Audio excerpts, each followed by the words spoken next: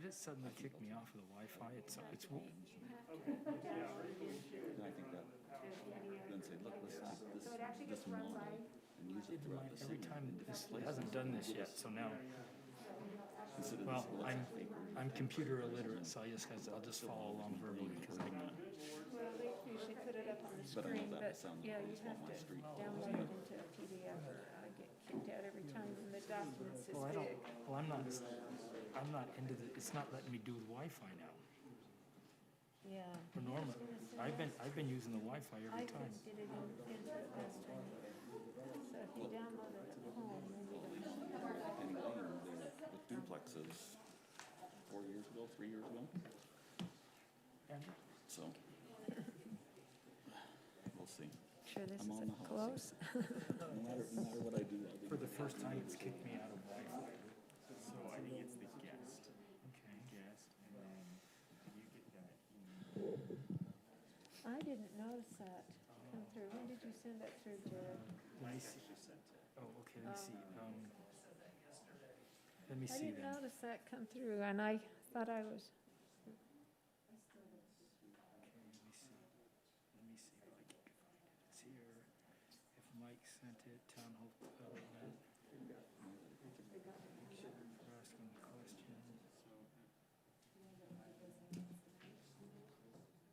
asking the question. Housing article. you want to, shall we go ahead with just getting started, and you can continue to work on that? Start without me. I'll live though. I'll just watch the We're going to TV. begin our Planning Commission meeting this evening. This is Planning Commission meeting for March 9th, 2021. This meeting is being recorded, and we're happy to have all of you here. We welcome the residents of Lindon and others here with us tonight. Thank you for being here. We're going to begin our meeting this evening with an opening prayer from Commissioner Kallus and a pledge of allegiance from Commissioner Showers.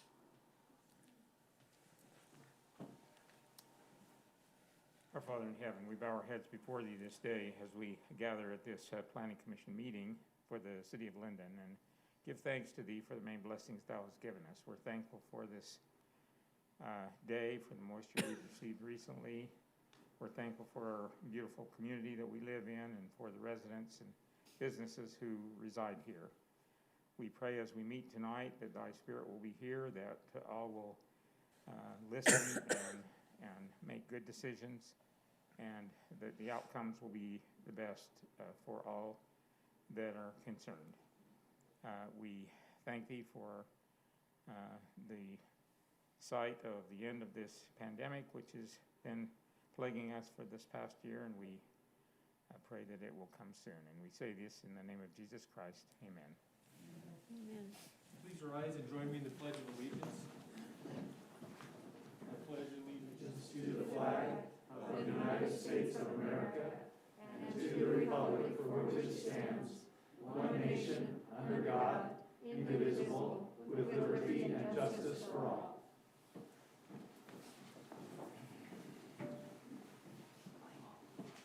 Okay, we're going to go ahead with an audible roll call of the commissioners. Sharon Call, here. Mike Marchbanks. Mike was going to try and participate by Zoom. He was not Okay. doing well. Okay. Jared Showers. Here. Rob Kallus. Here. Steve Johnson. Here.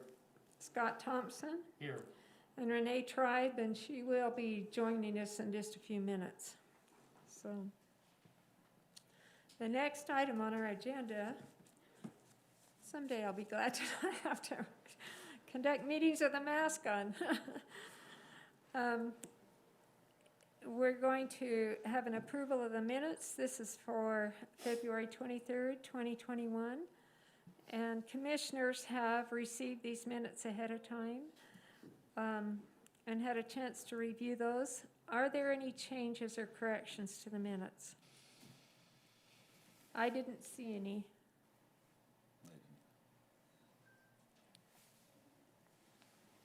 I'll move to approve the minutes. Okay, have a motion to approve. Do I have a second? I'll second. Okay, motion and a second. All in favor? Aye. Aye. Any opposed? Okay, the voting is unanimous. Sharon, Kathy just asked if you would say the names of those who doing the motions and the second. Okay, Steve made the first motion, and then the second motion, Scott Thompson. Scott Thompson. Okay. Our next item on the agenda, this is a time for public comment. This would be for any items that are not already on the agenda for this evening. Okay.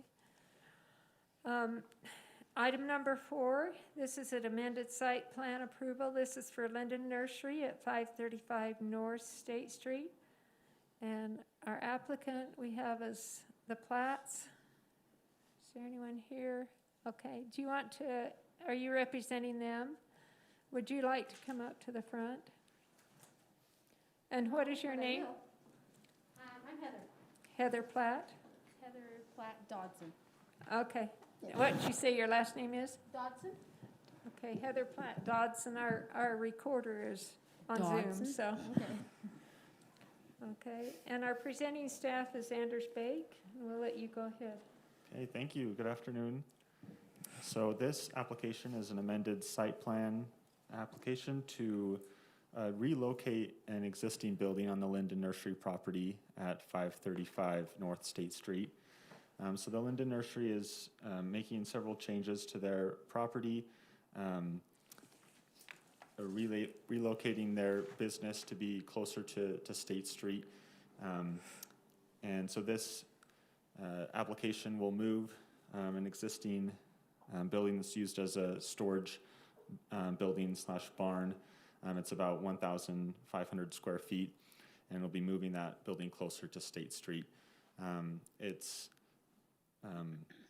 part of these, I guess this amended site plan is in anticipation for a future residential development on the property, but this particular application is not related to that future residential. It's just the relocating of this building. So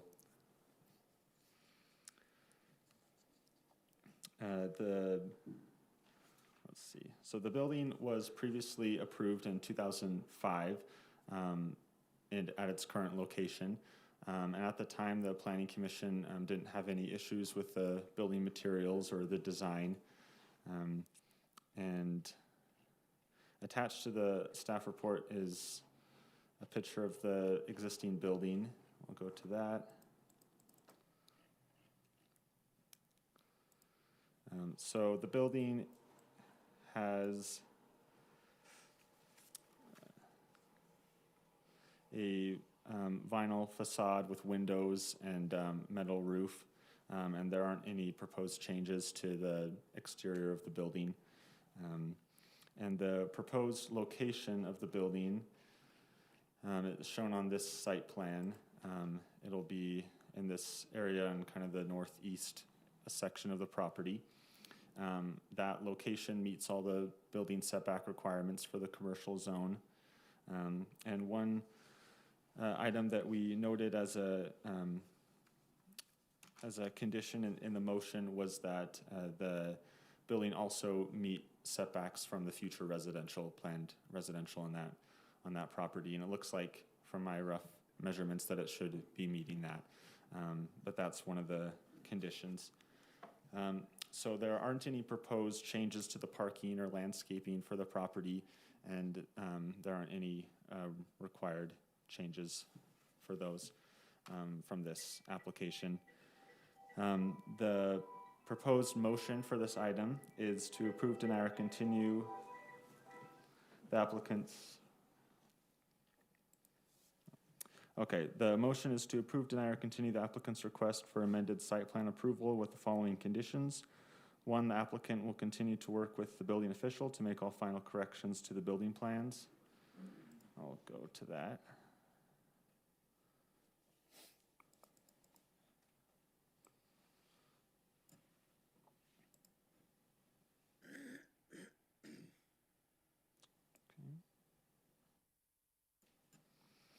2, the applicant will ensure the 30-foot rear setback to meet future residential. 3, the plans will meet relevant development specifications as found in the Lindon City Development Manual. And 4, all items of the staff report. So does the commission have any questions for me or the applicant? I have one, Anders, just to help me with our new ordinance. I mean, right, this has been rezoned, and they will bring a new site plan.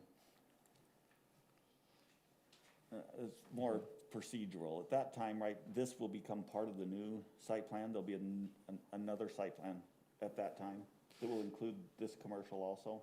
Yeah, that site plan would just kind of designate the commercial area. So, but yeah, it would be the same property. And as part of that, yeah. there's really no extra requirements since it's existing commercial?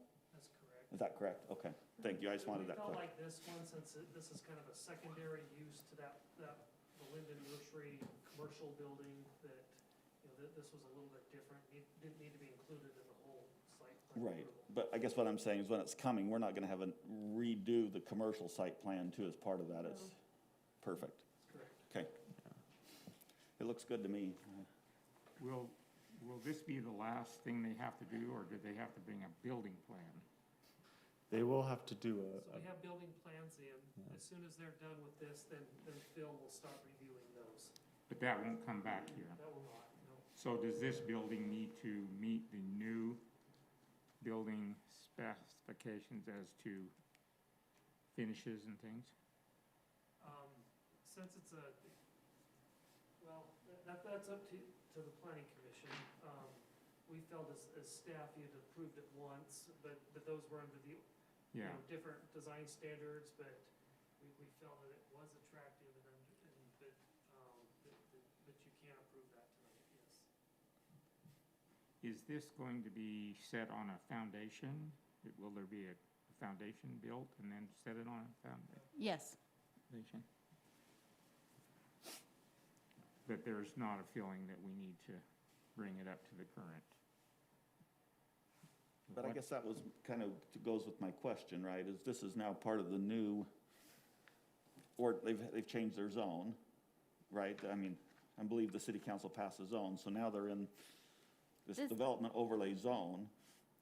I mean, they are zoned that, so are we stuck to those new standards, or are we okay to grandfather it in? I think that's our question. All those do is refer you to our existing commercial design standards. Okay. They don't give a lot of direction on anything. It's just direction on the residential units that we have in the, okay. That, So if you feel like this could meet our commercial design standards as an accessory building, then you would be okay to approve that. okay. How do you feel about that? I'm fine. I think it probably meets our current accessory building requirements.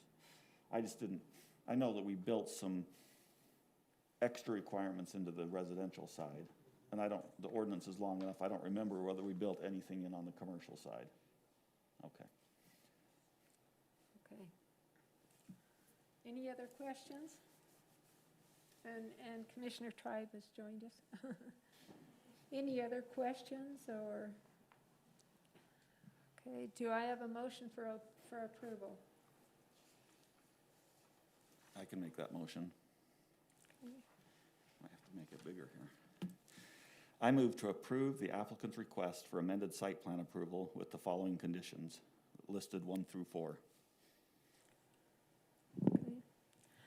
I have a motion, do I have a second for approval? I'll second. Okay, Commissioner Showers, a second. A motion and a second, all in favor? Aye. Any opposed? Okay, the voting is unanimous on that. Okay, and thank you Thank for you. being here. Yeah, thanks for being here. Okay, the next item on our agenda is an amended site plan approval for Scott's Miracle Grow, and that's at 347 South, 1250 West. And our applicant is Scott's Miracle Grow. Is that you? Okay. And our presenting staff is Anders Bake. So I'll let you go ahead. Okay. So this application is also for an amended site plan. It's to construct a new building on the Scotts Miracle-Gro property, which is located at 347 South, 1250 West in our light industrial zone. So the proposed building would be also in the northeast area of the property, near I-15. And the building is 3,000 square feet.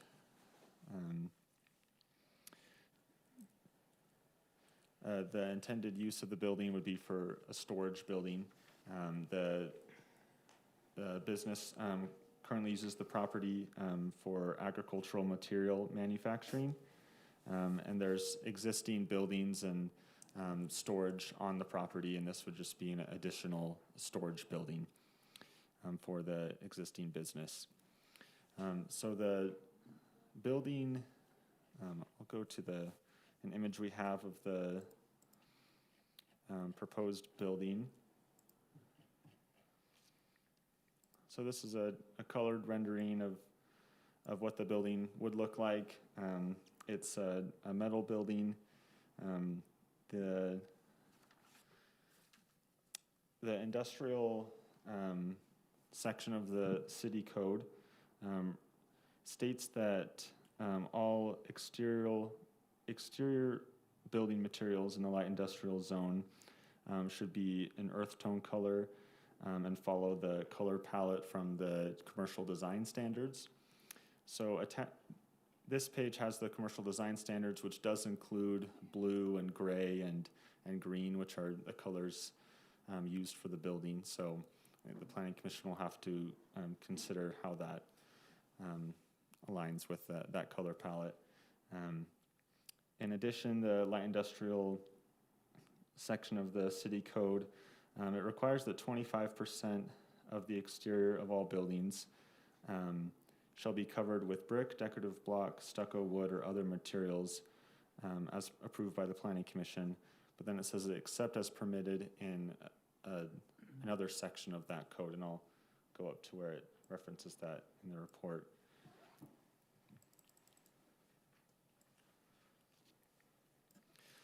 So this point 1 of this section is what says that it has to meet this 25% of these materials, and then it says except as permitted in point 4, and point 4 is where it states that the Planning Commission can approve ribless, metal, flat face, stucco, embossed, or metal sandwich panel buildings when the Planning Commission finds that the building is aesthetically pleasing, adequately trimmed, contrasted with different colors, is well proportioned, blends in with surrounding property, and has a similar look to that achieved by this point 1.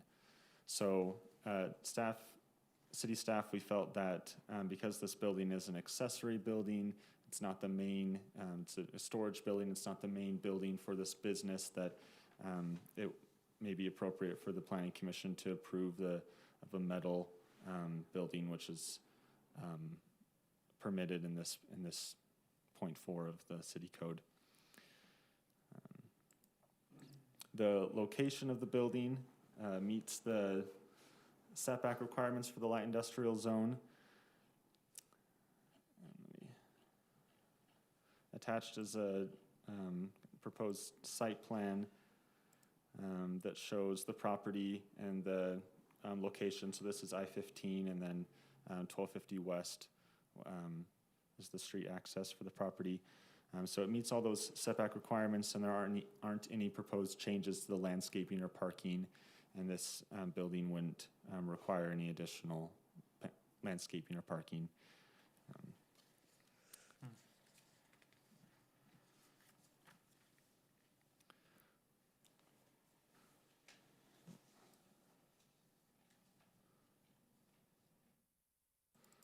So I'll go over the motion for this application.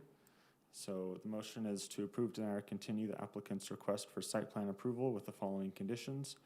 1, the applicant will continue to work with the city engineer to make all final corrections to the engineering documents. 2, the plans will meet development specifications as found in the Lindon City Development Manual. 3, the applicant will comply with all bonding requirements if applicable.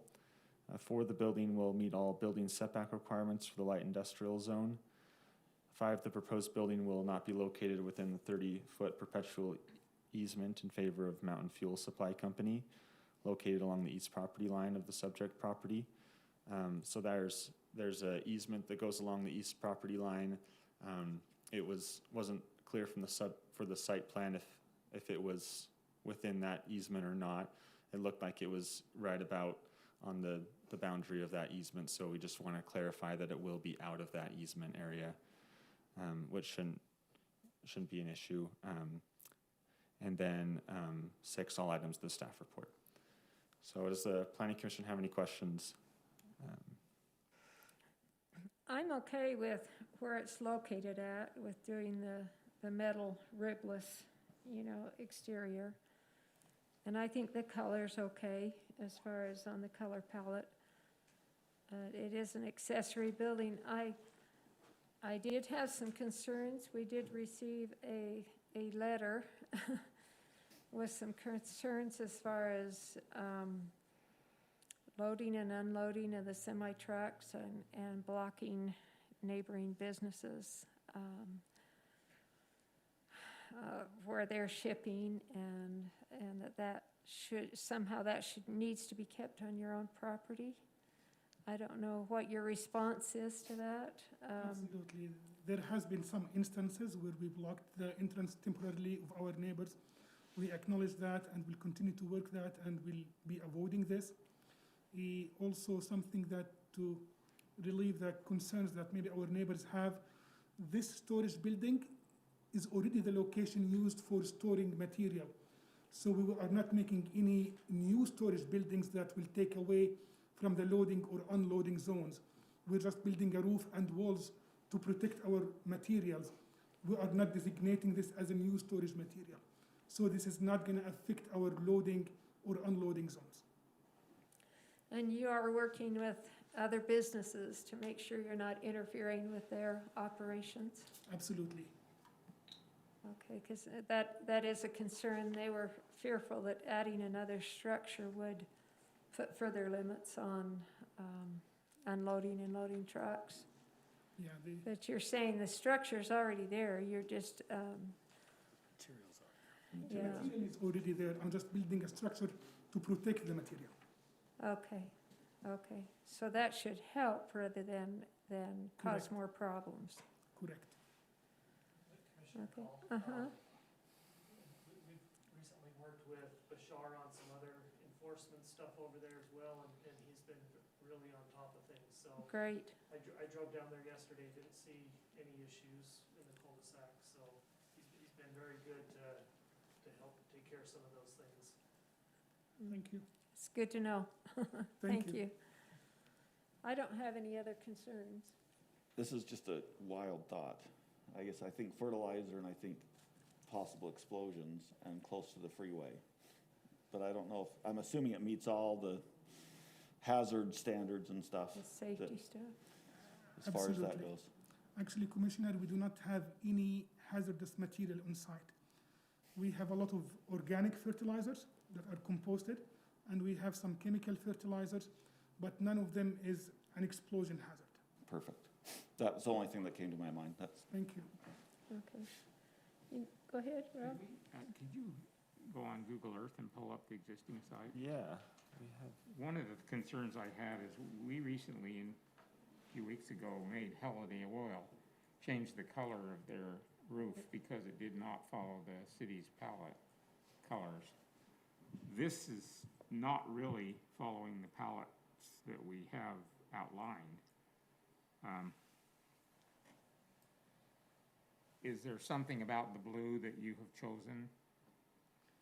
Not really, it just, we checked the code of the city and we felt that this is compliant with the code that you Is your referred to. existing building, I can't remember what color your existing building is. We have gray and beige, Gray?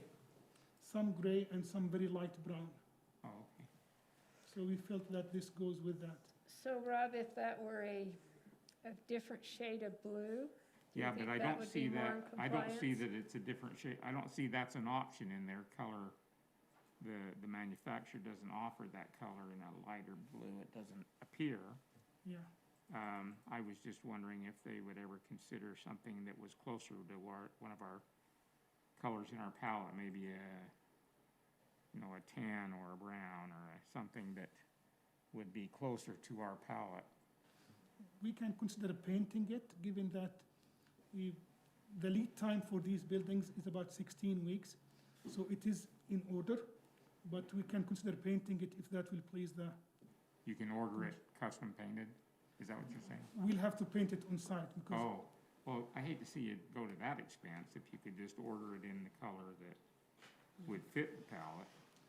yeah, this is a pre-designed building, so the order for the materials is already put. And I'm afraid it's too late for us to change that order. Oh, So we might have to paint it if that's a condition yeah, that the commission sees appropriate. I don't know. How can we say that to one? That's true. Let's look at that color palette again. I guess I felt like it may be close enough to that top blue. Brighter, but It's a little, yeah, It looks like it's closer up to the photo on the left, top left. well, that's what I'm talking about. Yeah. Scroll down to the colors of the buildings again, or up, yeah, pretty dark. It is a lot darker. right, but what about, go back to the palette. I mean, this is what we did with the other building. And that second picture on the right, or no, the second picture in from the left, Correct. right Right there. there. That blue in the corner Right is there. pretty close. That's pretty close. And that's kind of what we did with Holiday Oil, right? We found one of these up here, not one of the primary colors. Yeah, and then they changed it to that color. Yeah. Right, they did. And I don't know if that's close enough. To me, that looks really close to what. Yeah. Yeah, I guess those were my thoughts. I thought it fit with that close enough. Yeah, That yeah, you desert could- color you could palette, How do the rest of you feel? I think it's close enough. It's in due to its location, it's not like it's something that's yeah. openly It's visible only to the seen by, public. it's only seen by 1.2 million cars. Yeah, The Holiday Oil, we just left that to staff. No, we didn't. They- No, we We didn't. said- They had to we come said back we with left it. No, didn't we Yeah. ask staff to make sure it matched the They palette? brought back a color. That wasn't as bright Well, I'm red. not gonna fall on the sword for it, but I just think that if you have a palette, Need to be let's use it. consistent. okay? If it will help the commission, the building itself, the walls will not be seen from the freeway. The roof could be, but the roof is different color. But the walls of the building will not be very visible from the freeway, if that will affect the decision of the commission. Okay. Okay,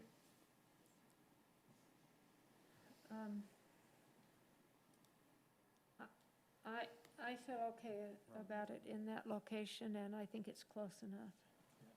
So, and I think too, over time, the building's gonna fade. That bright colors is gonna fade over time. Correct. It's gonna fade right into the palette.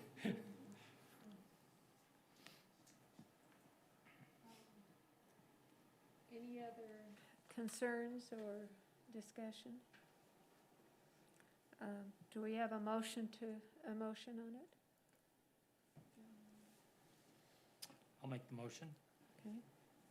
I move to approve the applicant's request for site plan approval with the following conditions, 1 through 5 listed in the staff report and all items of the staff report. I have a motion. Do I have a second? I'll second. Okay, motion and a second. All in favor? Aye. Any opposed? Okay, the voting is unanimous. Thank you so much for Thank coming you. in. Okay.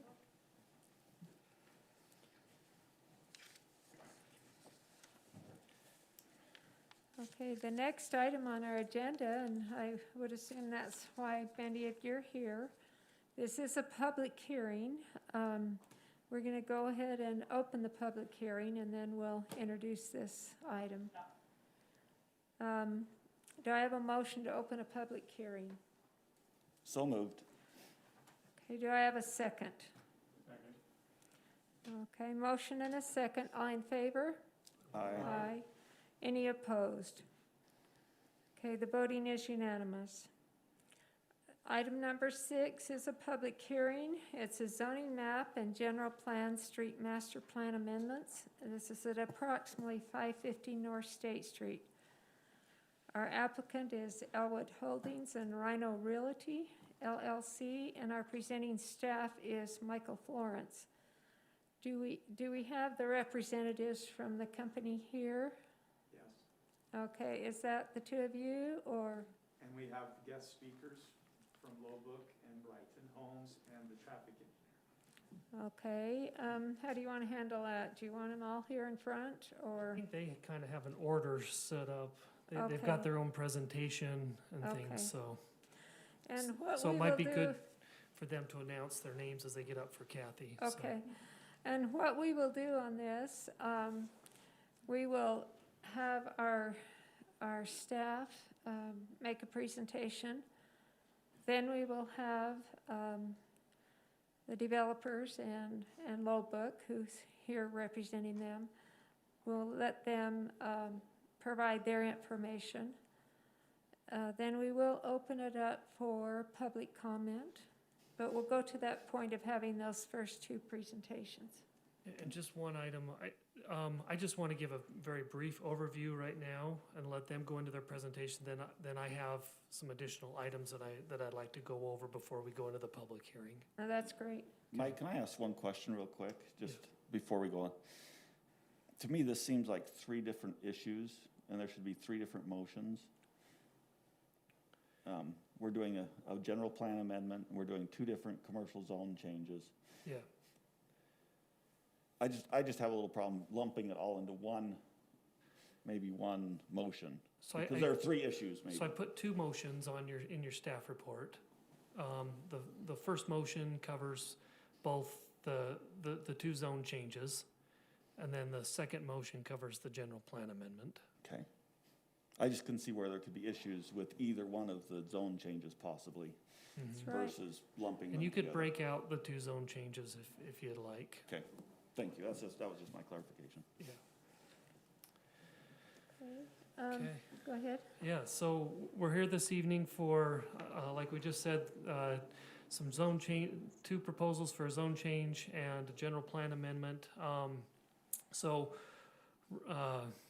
Basically what I had everybody so that you could see the project all in one at one time. So we've had everybody apply for one application.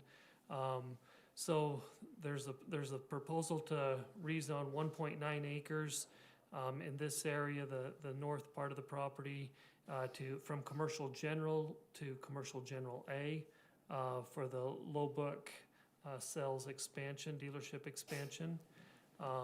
And then the planned residential development ordinance would go over the entire property.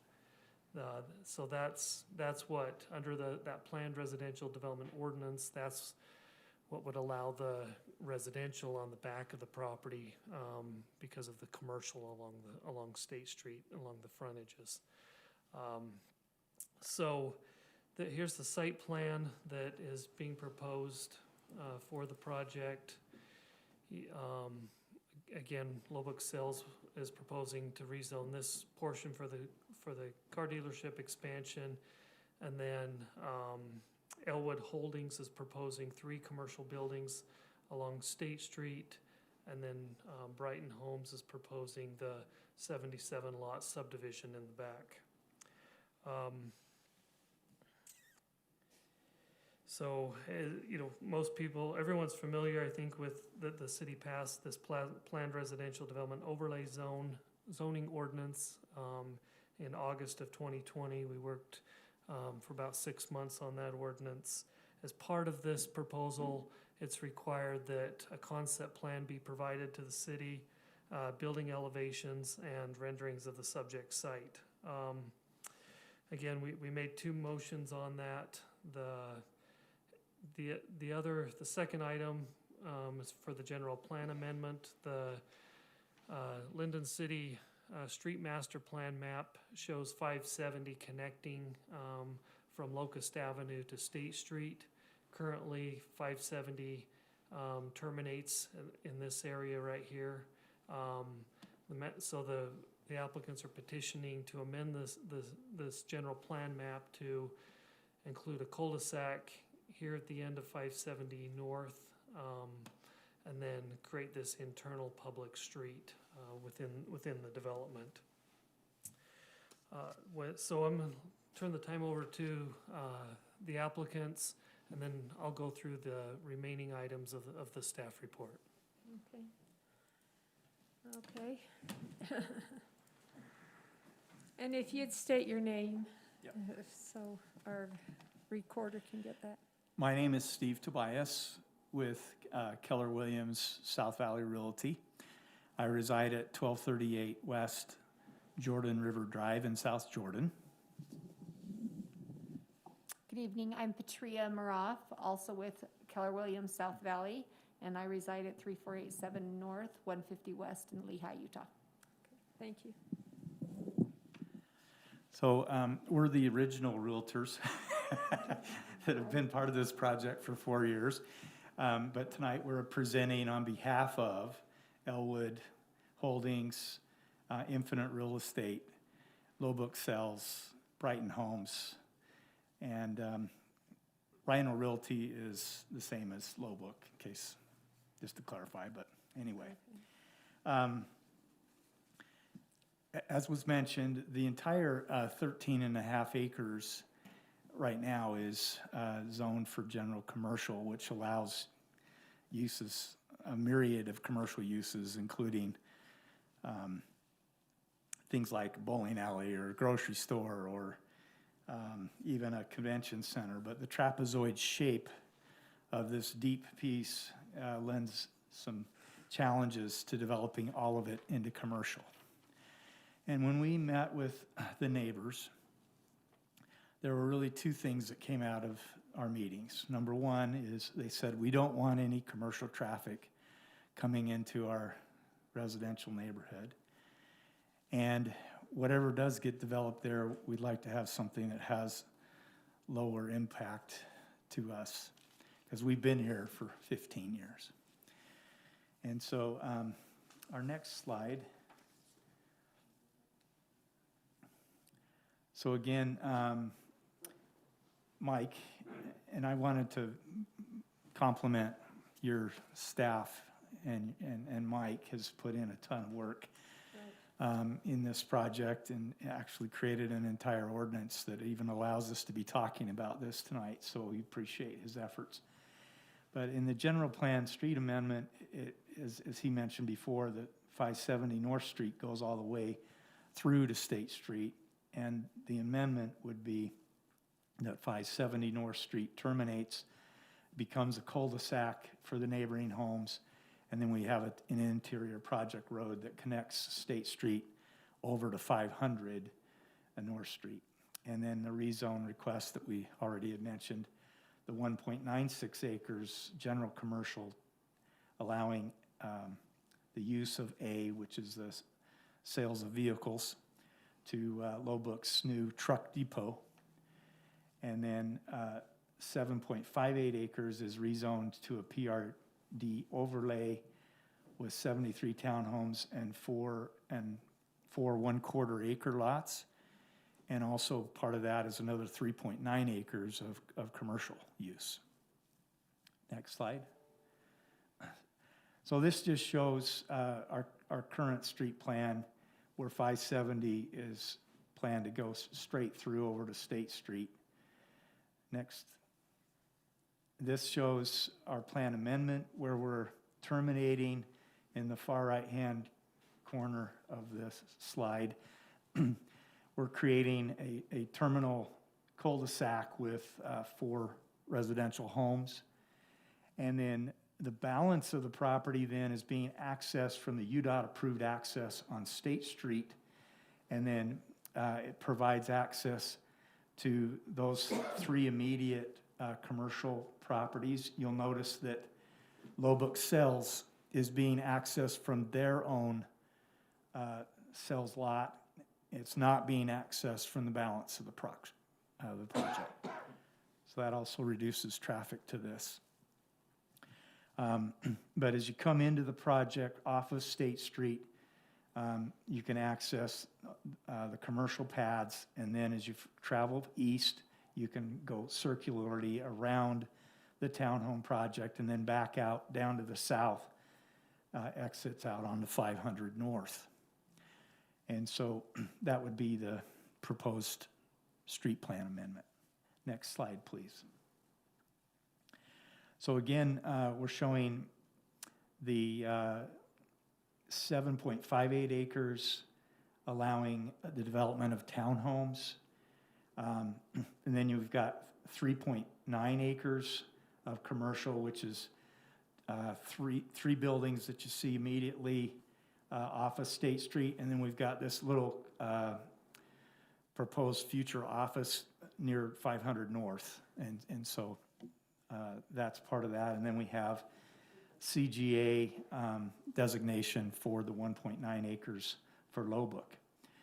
And tonight, we're excited to introduce to you some guest speakers.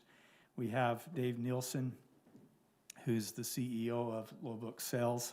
We'll talk about his truck depot concept and what kind of benefit that will bring to the city in increased sales tax revenues. And then we have Sean Poor from Brighton Homes, who will address us on the details of the Brighton townhome project. These are people that have this property under contract, and so they have a vested interest in the approvals tonight. And then the other guest speaker is our traffic engineer, who will be joining us via Zoom. And then I'll wrap up after that. So, Dave, you're up.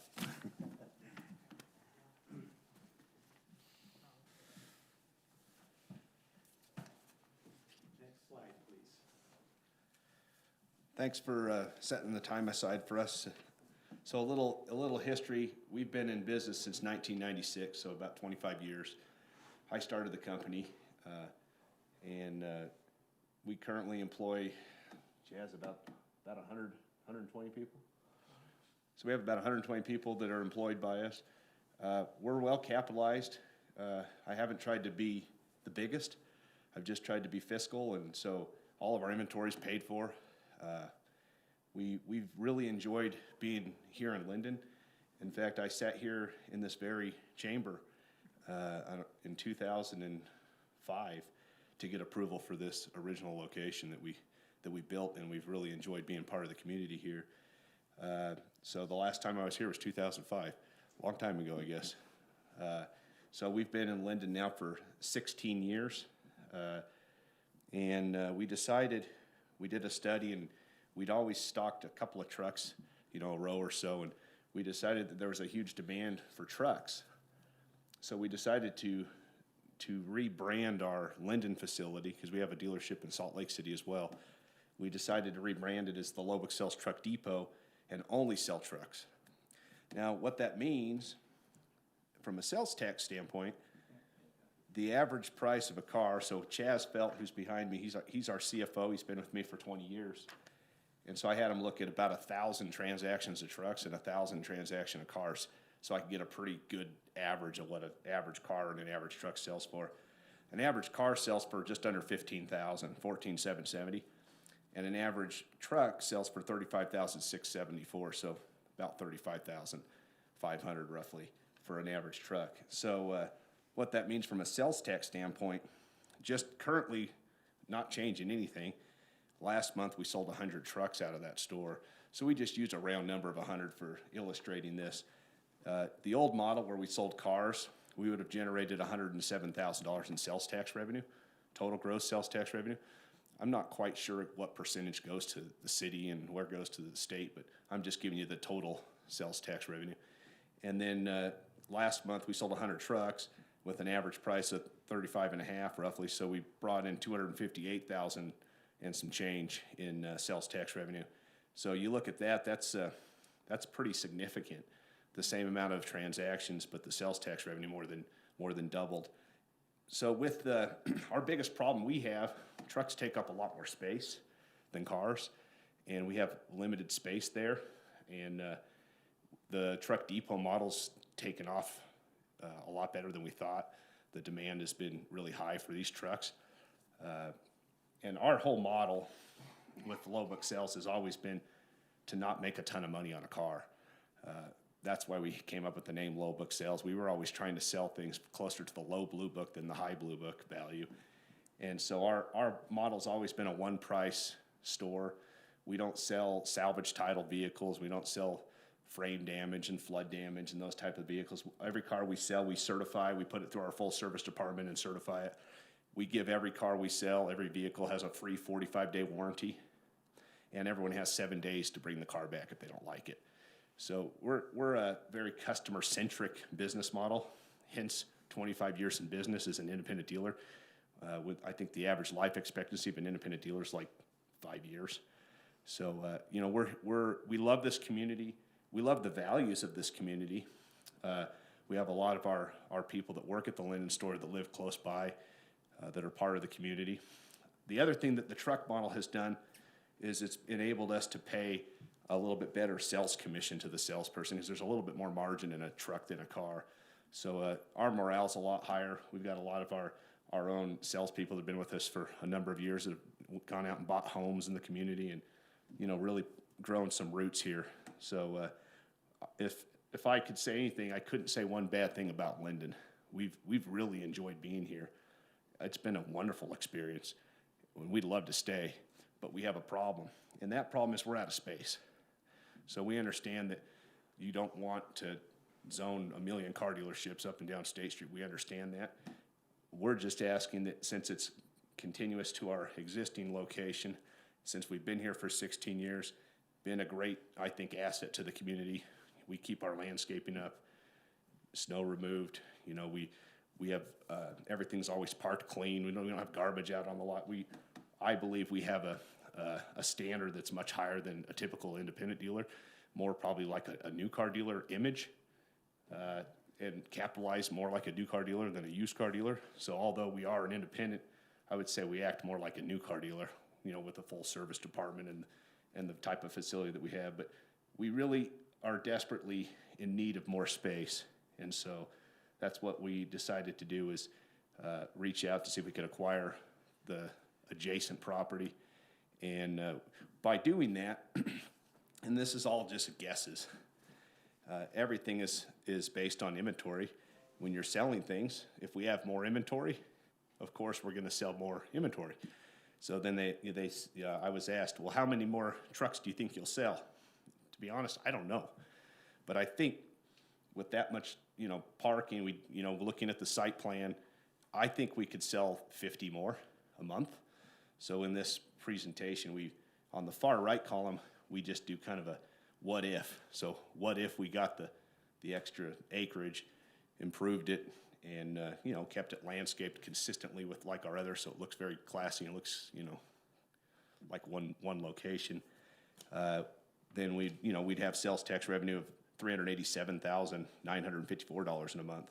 So if you look at if this proposal is approved and we get this done, and if we could sell the 150, which I think is likely, and you look at where we started with 100 cars, we've gone from $107,000 in sales tax revenue generated in a month to $387,954 in sales tax revenue in a month. So I think that's pretty significant, but it's more than sales tax revenue. I just wanted to illustrate the sales tax revenue, but it's the community that we love. We have a lot of roots in this community. We don't want to leave, but if we can't get more space, I don't know, we may have to look elsewhere, which we really don't want that to happen. We just love it here. So that's my presentation. And if you have any questions, I'm happy to answer. Questions? It's just gonna be a parking lot. There's no structures that you're putting onto that? Yeah, so we're just going to, that's right, no more building. It will be landscaped consistently across the frontage, just like the rest of it, with the nice grass and the berm and everything. We'll of course retain our own water and deal with all of the code issues with that. We'll put some lighting in, similar lighting. But yeah, it'll be landscaped, curb gutter, and it'll just basically just be more places to park inventory. That's correct. No vehicle maintenance. No. Nope. I think the biggest concern isn't the quality of dealership or any of those things. It's just how much, of car dealerships we want on State Street. I think that's the biggest concern. How much And I space do understand. we want taken with that?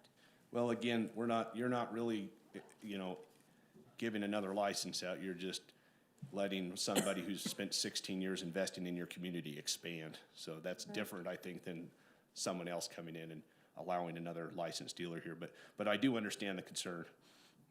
So you said, and thank you for, that you're not leveraged at all. You own your inventory, which is good. I mean, I just think, just right up here, we had an auto dealership that expanded across the road, right? I mean, back in the day when it was, and now we have one of them that can't be leased, right? And it was split because it did go big. Now, that was two separate buildings, different, but We started I think that's the concern, right? Is we don't want now to have later, and we hope we never would, empty, huge car lot, and now they're gonna redo one and, but it sounds like your business model. 20 years ago, we started kind of a forced savings account, and I capitalized it with a little bit of money, and we started charging interest to ourselves, as silly as that sounds, and now we own all of our inventory. It was just done over 20 years, just discipline.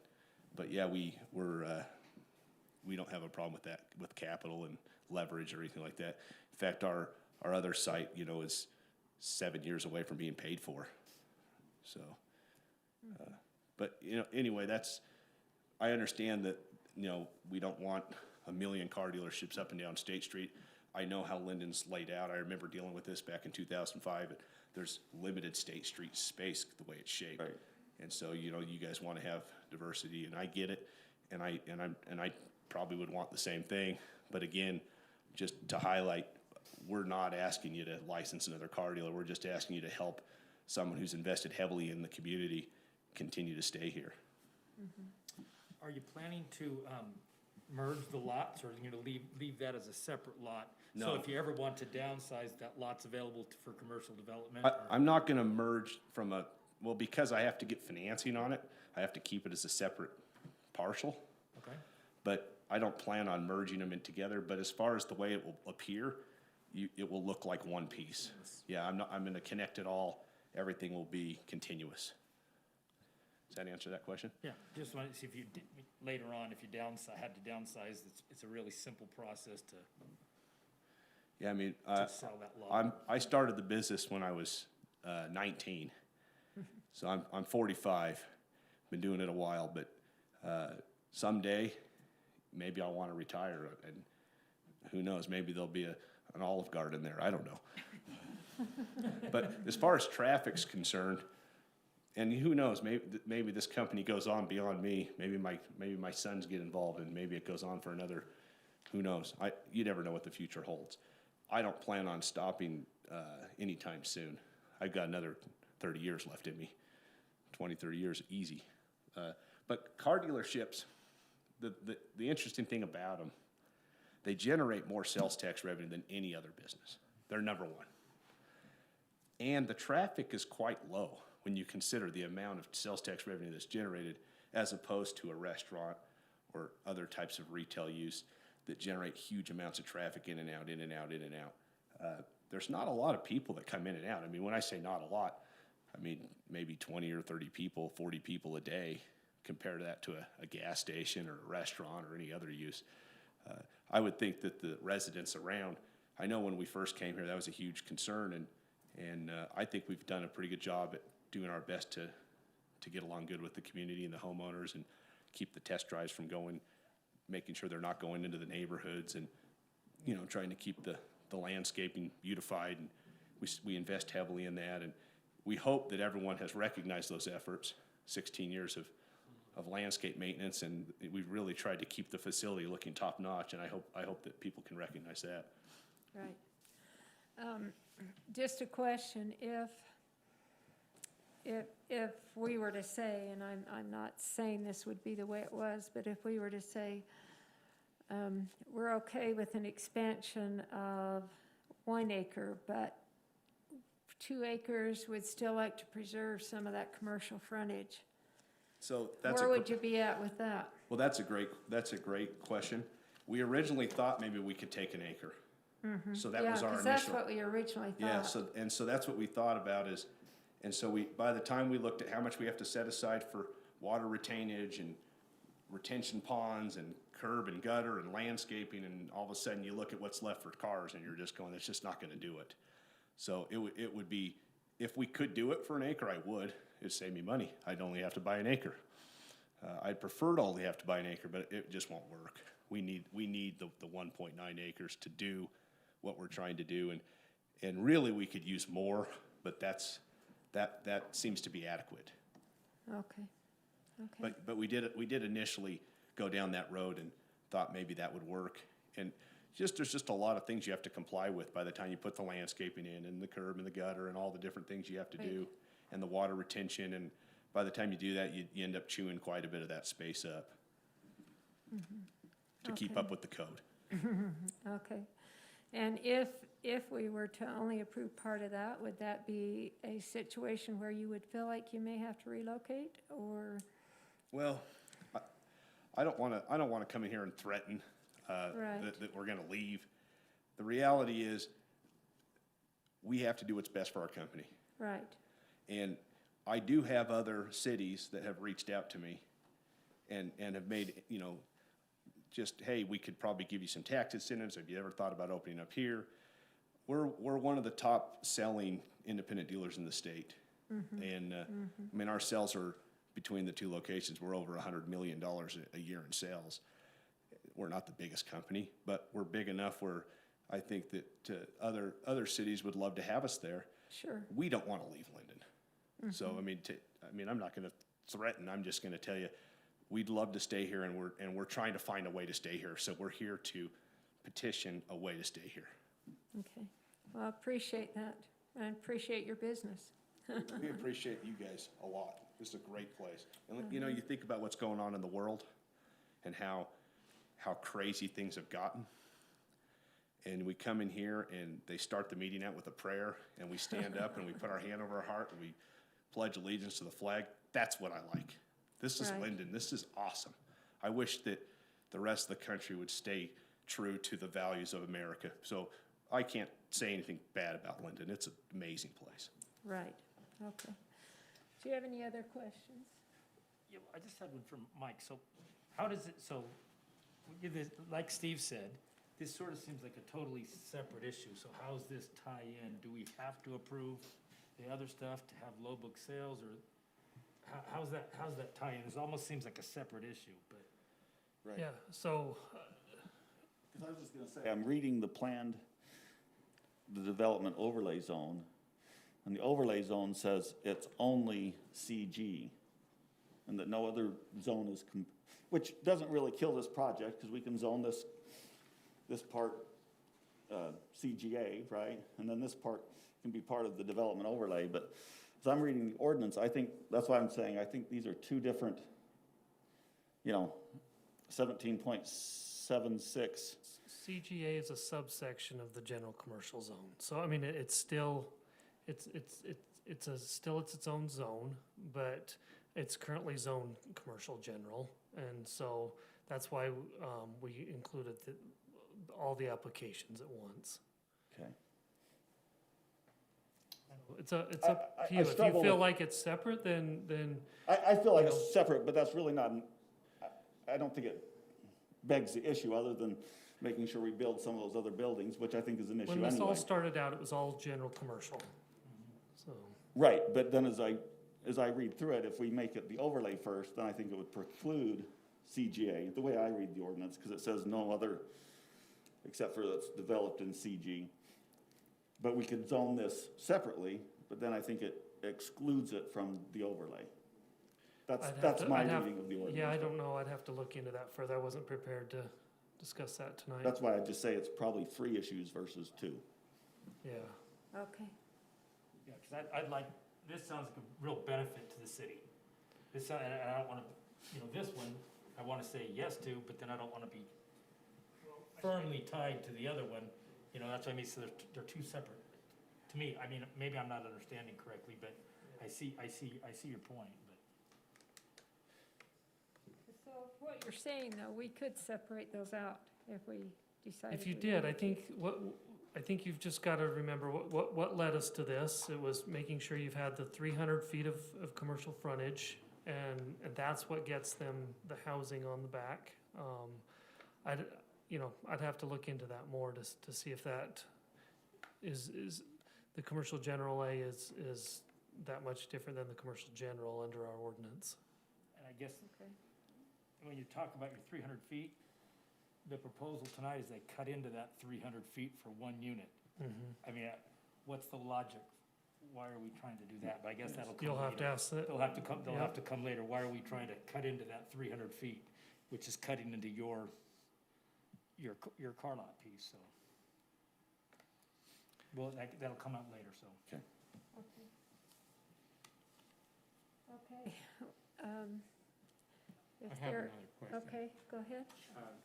Some time ago, we looked at the zoning map for the city, and there were certain parcels that we identified as CGA automobile zones, right? Used car lots.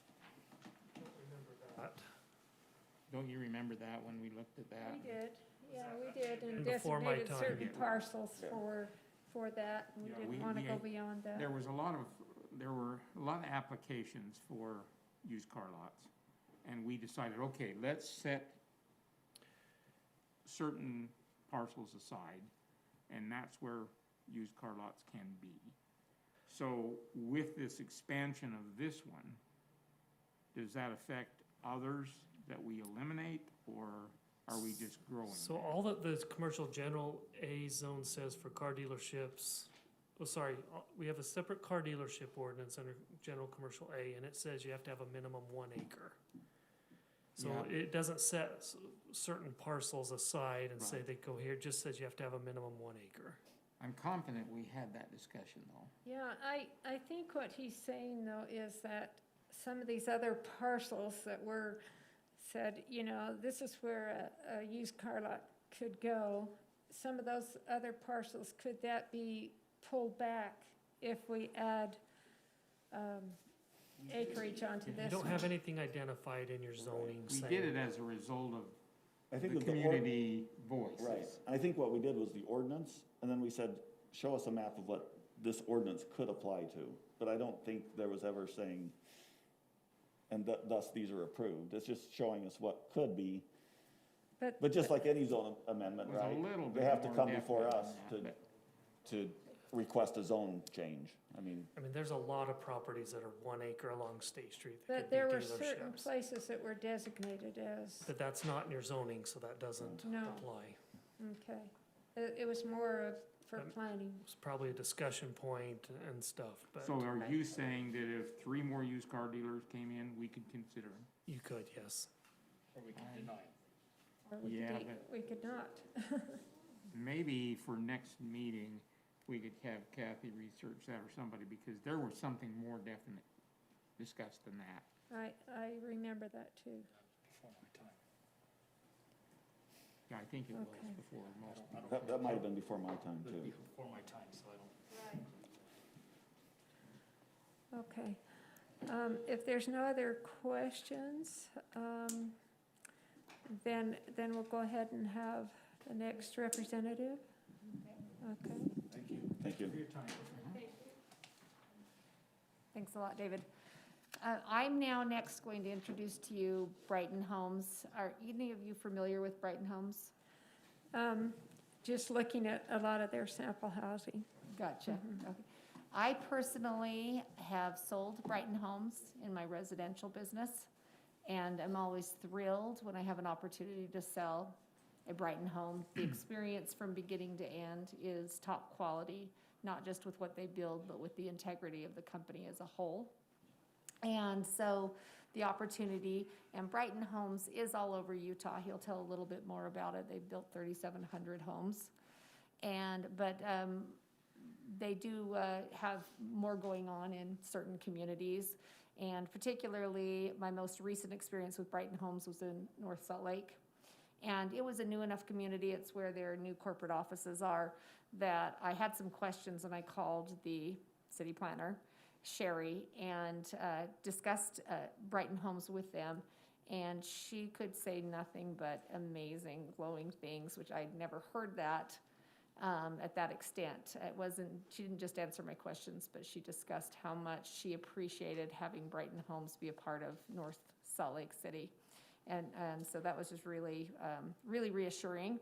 And again, my clients have been very happy with their communities, and how I really don't want to ever sell something to my clients I wouldn't buy myself.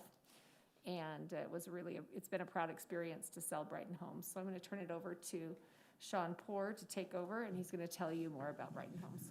Okay? Awesome. Thank you for that glowing endorsement. I appreciate it.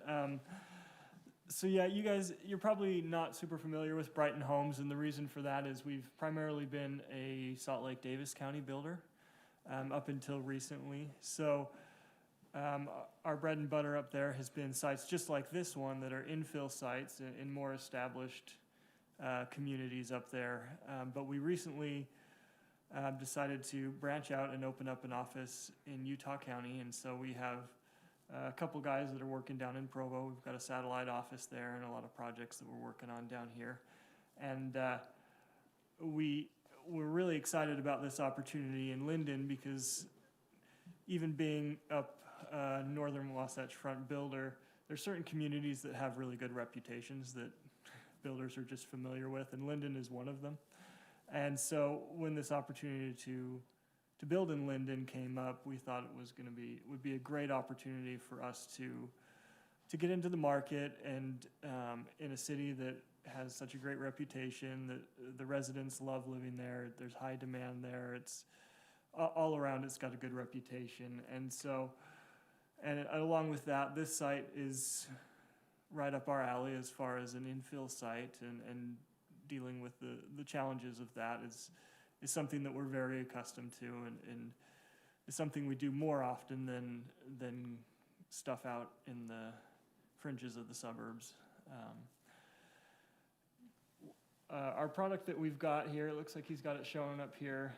We're looking at more of a suburban style townhome. Just a 2-story townhome, all front-loaded with the garages. We're looking at a more traditional style, and one of the nice things about Brighton Homes that we bring to the cities that we build in is that we have a pretty large staff in-house of a design team. We have three architects on staff, and so we're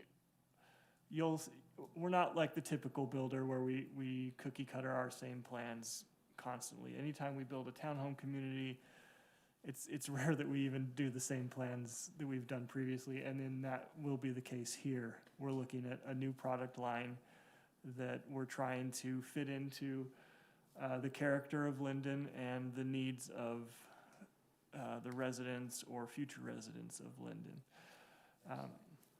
So you can see on the left on that one is, on the previous slide, sorry. On the left is what we're proposing for this site. We've got some comments back from Michael that we're working on incorporating. And then on the right is a community we built a few years back up in Centerville, Utah. So, yeah, our history of the company, we have our owner, Nate Pugsley. He was the division president of Woodside Homes here in Utah up until the downturn when Woodside kind of went through a rough time nationally, and it was at that time that he started Brighton Homes. So we've got a lot of great experience. We're an entrepreneurial builder. We like to work with cities and figure out what works. So the picture there on the left is of our city center project that we partnered with North Salt Lake and Sherry in North Salt Lake to get a community that was what they wanted across the street from their city offices. Within this community in Lindon, we've got 2 demographics that we're targeting that we felt were On the next slide. Yeah, there's two demographics that we are targeting in this community. One of which is the first-time home buyer market, which is unbelievably busy right now. And it seems that you can't build them fast enough right now, and I'm sure we've all experienced that, whether through ourselves or family members or friends. But the townhome has seemed to be the best way to help first-time home buyers get into the market. But along with that, this project in particular also has some units that are going to have a master on the main. And that's a common thing we do in our townhome communities, is we'll do a mixture of a two-story townhome, such as what you see there, along with a mixture of units that have a master on the main, because we've found that there's this a market that isn't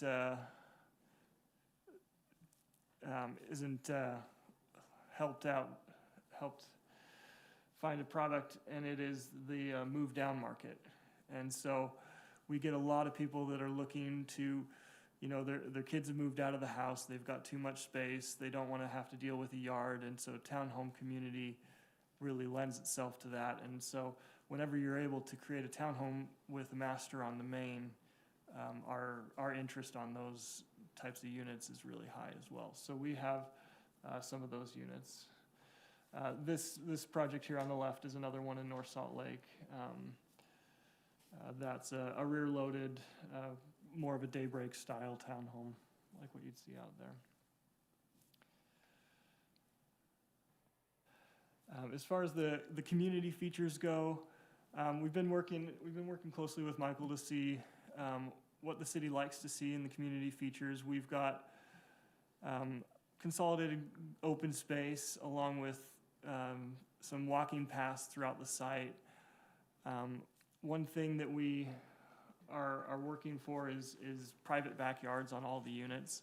That's something that our buyers really appreciate.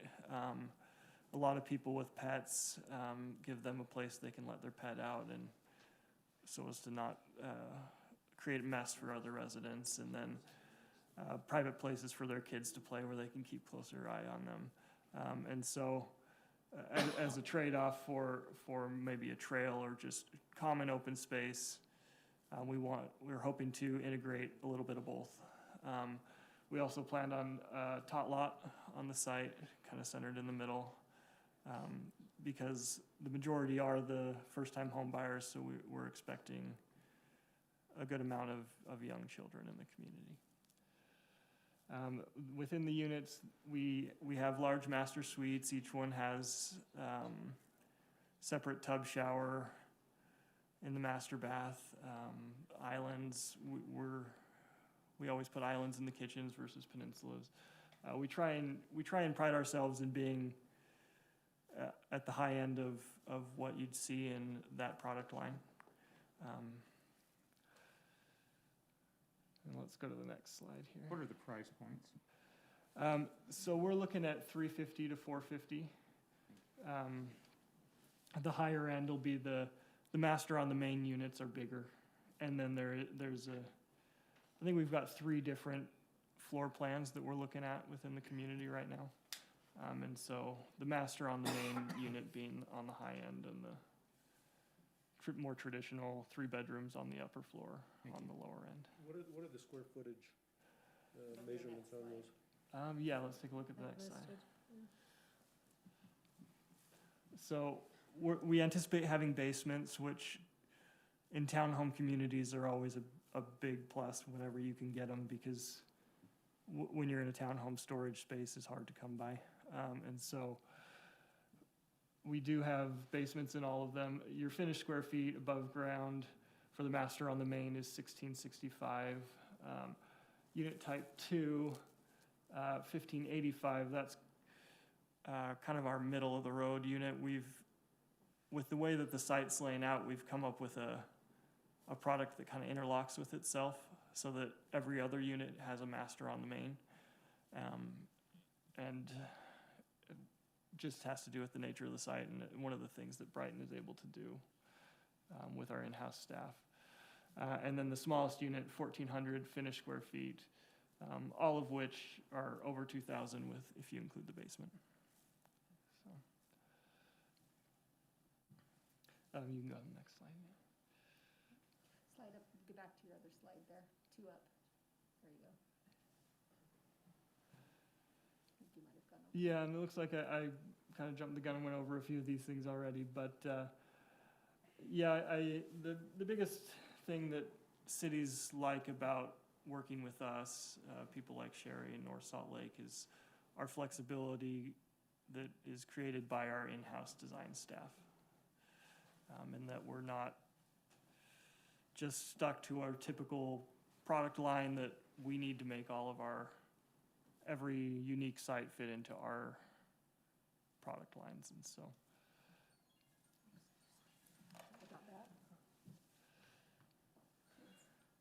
All right, well, that's what I had for you tonight. Any questions for me?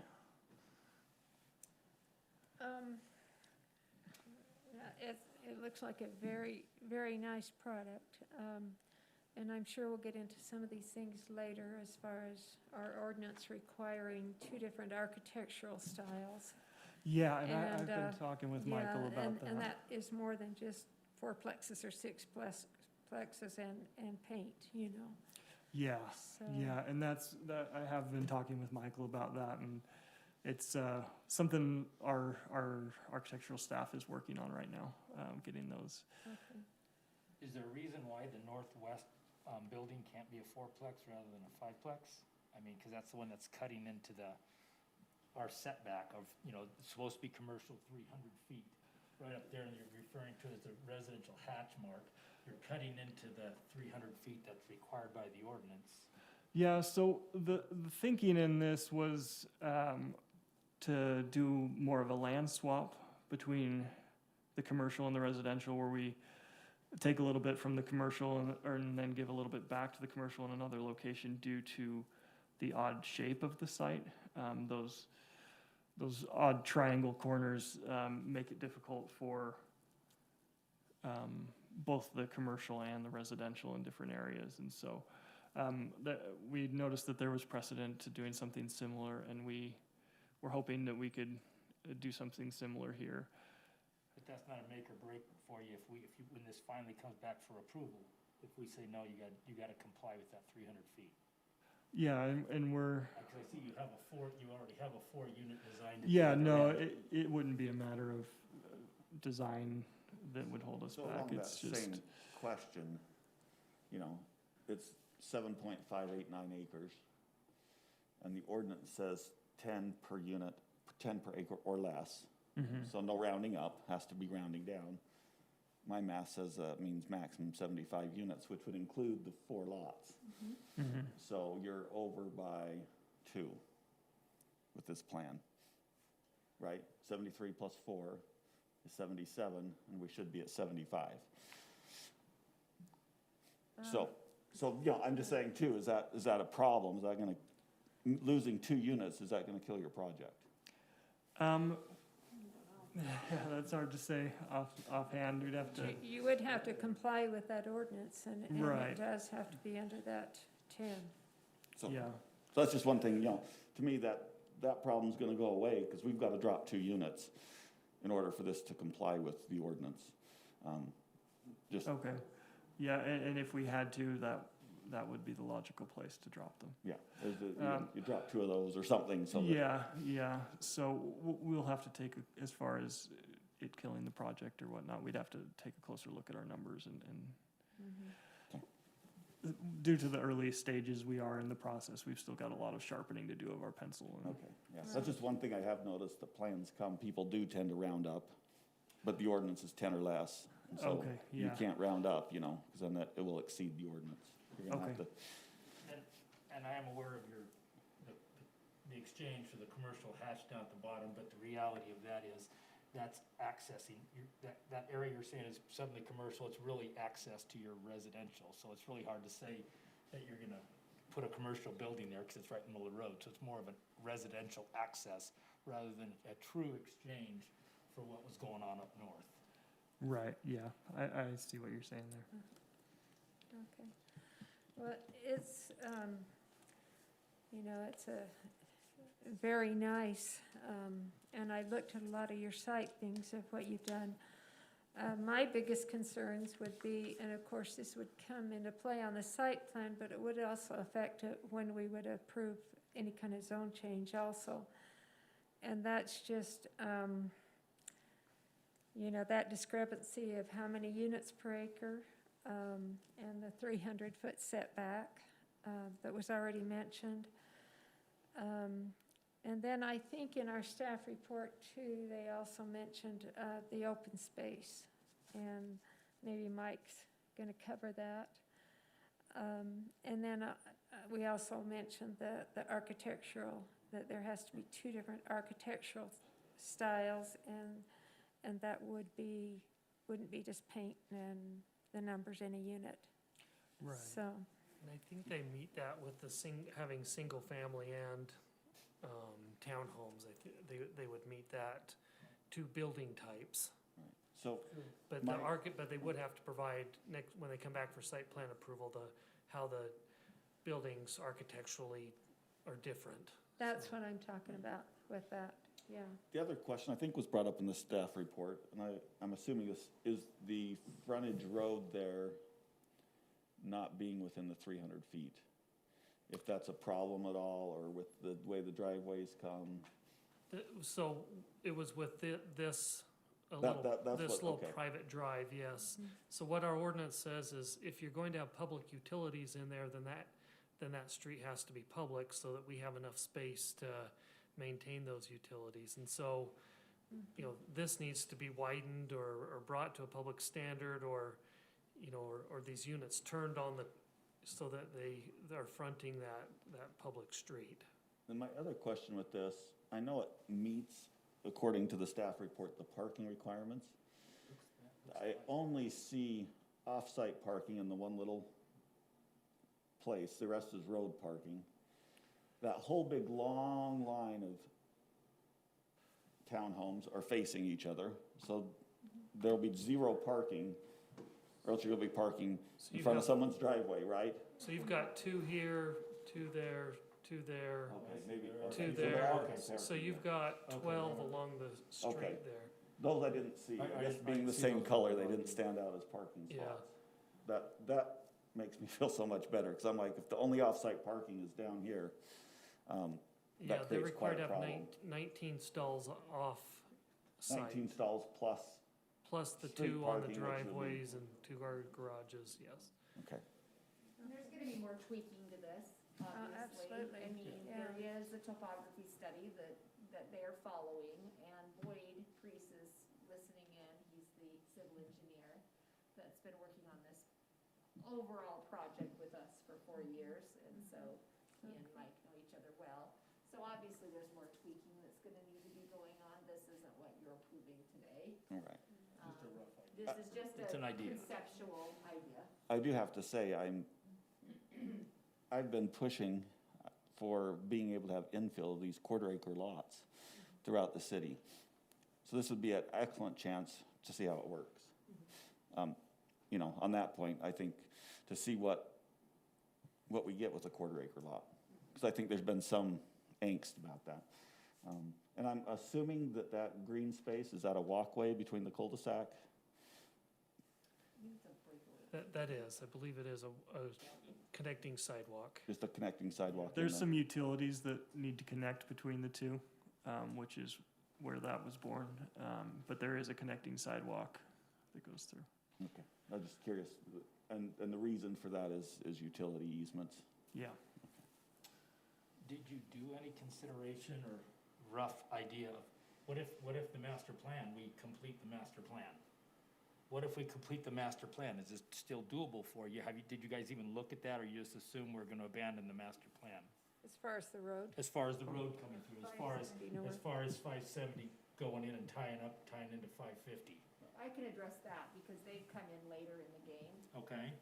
The homeowners are absolutely 100% opposed to that road going through. not want to experience the traffic that the Well- other street is well, experiencing. yeah, Adjacent Depends on which homeowners. homeowners you're talking Yeah. about. Hearing, Well, that's in our, Very mixed, very yeah, we're mixed hearing a lot from our different than that. initial meeting, Yeah. when we did the planning, the Discovery Neighborhood meeting, that was the feedback we got. So he's stepping in at a point where Right, this is essentially what we had discussed, this is what the feedback had been, this has been this discussion, so how can we make this work right. without pulling commercial traffic And- racing through? and I think unfortunately you missed the middle meetings where that other point of view was expressed. So I think I think that's what we'll hear tonight, is there's both Definitely sides wanna with hear that. about it, definitely. Because I look at your product and your price point of $350, you're gonna have, I think you're really gonna attract the first-time home buyer. Those are gonna sell so quick that we're not gonna see the seniors, and so you're gonna end up with a lot of children there who are trying to access the schools to the south off of Locust. And so now they're all coming in, so now we're saying that the entire school load is gonna come out to 500 right down another street, that is, the neighbors are gonna go, this is crazy. That's where when- the traffic study comes in. Right, Yes. so hopefully, yeah, because up here, it's only affected, we've received letters regarding this. It's only gonna affect a limited number of people there to add that second outlet to access for schools, because this is clearly gonna attract young families. Right. Well, and I think it will attract that master on the main and all that kind of thing. I think it will, I think you'll attract plenty with the senior group also, There's a or community. even that middle-aged group. There's I a think so. community by Ivory in Lehigh that was originally supposed to be a 55 and over. They decided not to do that after the third house was built. The masters on the main are still attracting, I'm actually got people waiting for them. Right, I've right, got clients waiting for them. We are waiting for those releases, and they are in that downsizing situation, but they don't want to be in a 55 and over community. Right. They just want to be, they want to be more mixed in the mix. but Integrated. They want to have a place that they can have longevity in, and we're just waiting for that little tiny pocket to come available to us. We're also aware that down here in our city, there's a 55 plus, but it wasn't a strict 55 plus. And there is a mix in there, but they're getting a lot of families there as well, because it's a affordable home in Utah, smaller lots, smaller, so that, even that, we're seeing they're talking to neighbors down there, they're seeing a lot of families with young kids moving into that, because Ivory didn't specify it 55 plus. Right, and I can only speak for my own clientele, I don't have any research behind it, but when I do have a family that has young children, they don't really like to be separated, where the master's on the main and the young children are upstairs, they like to be on the same floor together. And so they tend to, in my own clientele, they tend to migrate to the bedrooms up, whereas my older clients, more mature, without those young children, want that master on the main. absolutely. Well, okay, do you have any other representatives here? And then we would turn some time back to Mike Florence. Right here are traffic. Okay, traffic, okay.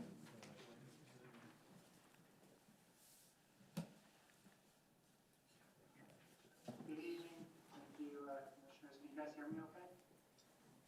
Turn that up a little bit, Mike. I want to thank you and staff for allowing me to participate remotely.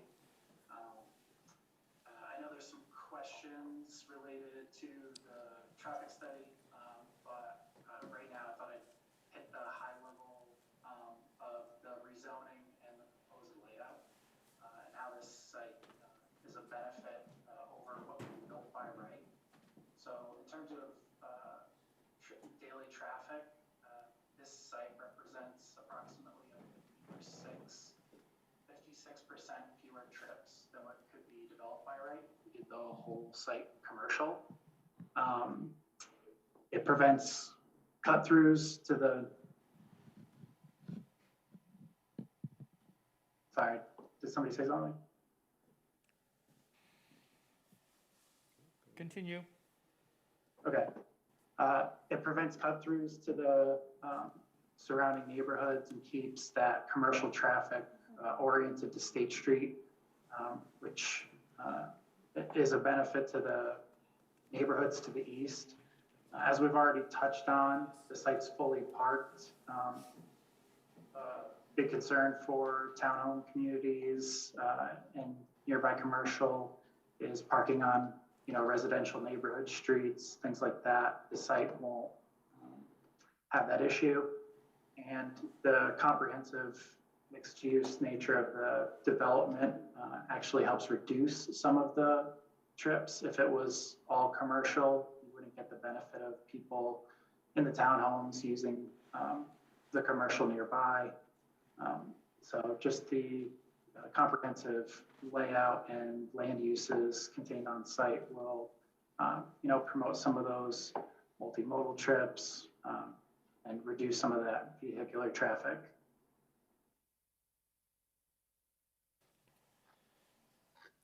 So Brian, in the staff report, we identified the traffic distribution. Let me go to that real quick.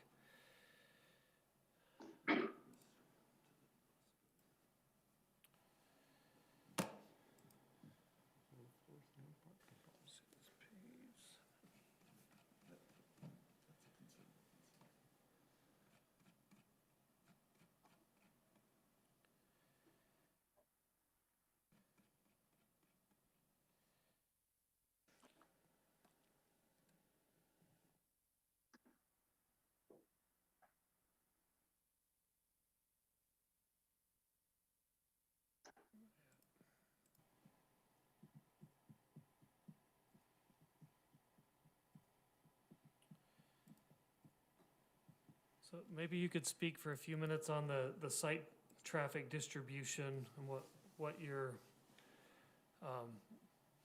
thought was on that. Sure.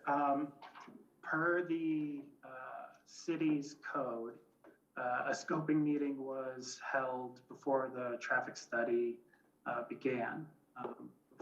Before that meeting, I sent out a scope of work form that I put together before every meeting. Some cities require it, but I find it's helpful to talk from. I had offered up distributions during that meeting, and city staff had provided alternative distributions, including originally I'd oriented all the traffic to State Street. We talked about putting percentages to the east to circulate through the neighborhoods.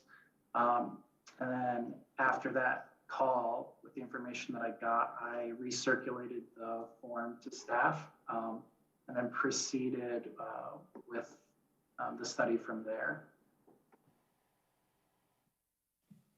Okay, so I guess what I'm asking is how the distributions of 60 and 5% and 30%, what explain for our audience, what those distributions will do. Sure. It comes from a combination of things. First, we look at density of the surrounding areas and where trips may be coming to and from. And then we take a look at the existing traffic volumes. So the existing traffic volumes showed a larger number of vehicles heading south than north in the AM, which suggests that larger population centers are to the north. So we provide a little bit heavier weight to the north for those distributions. Part of the conversation with staff is to provide that local feedback. That's where those numbers come from.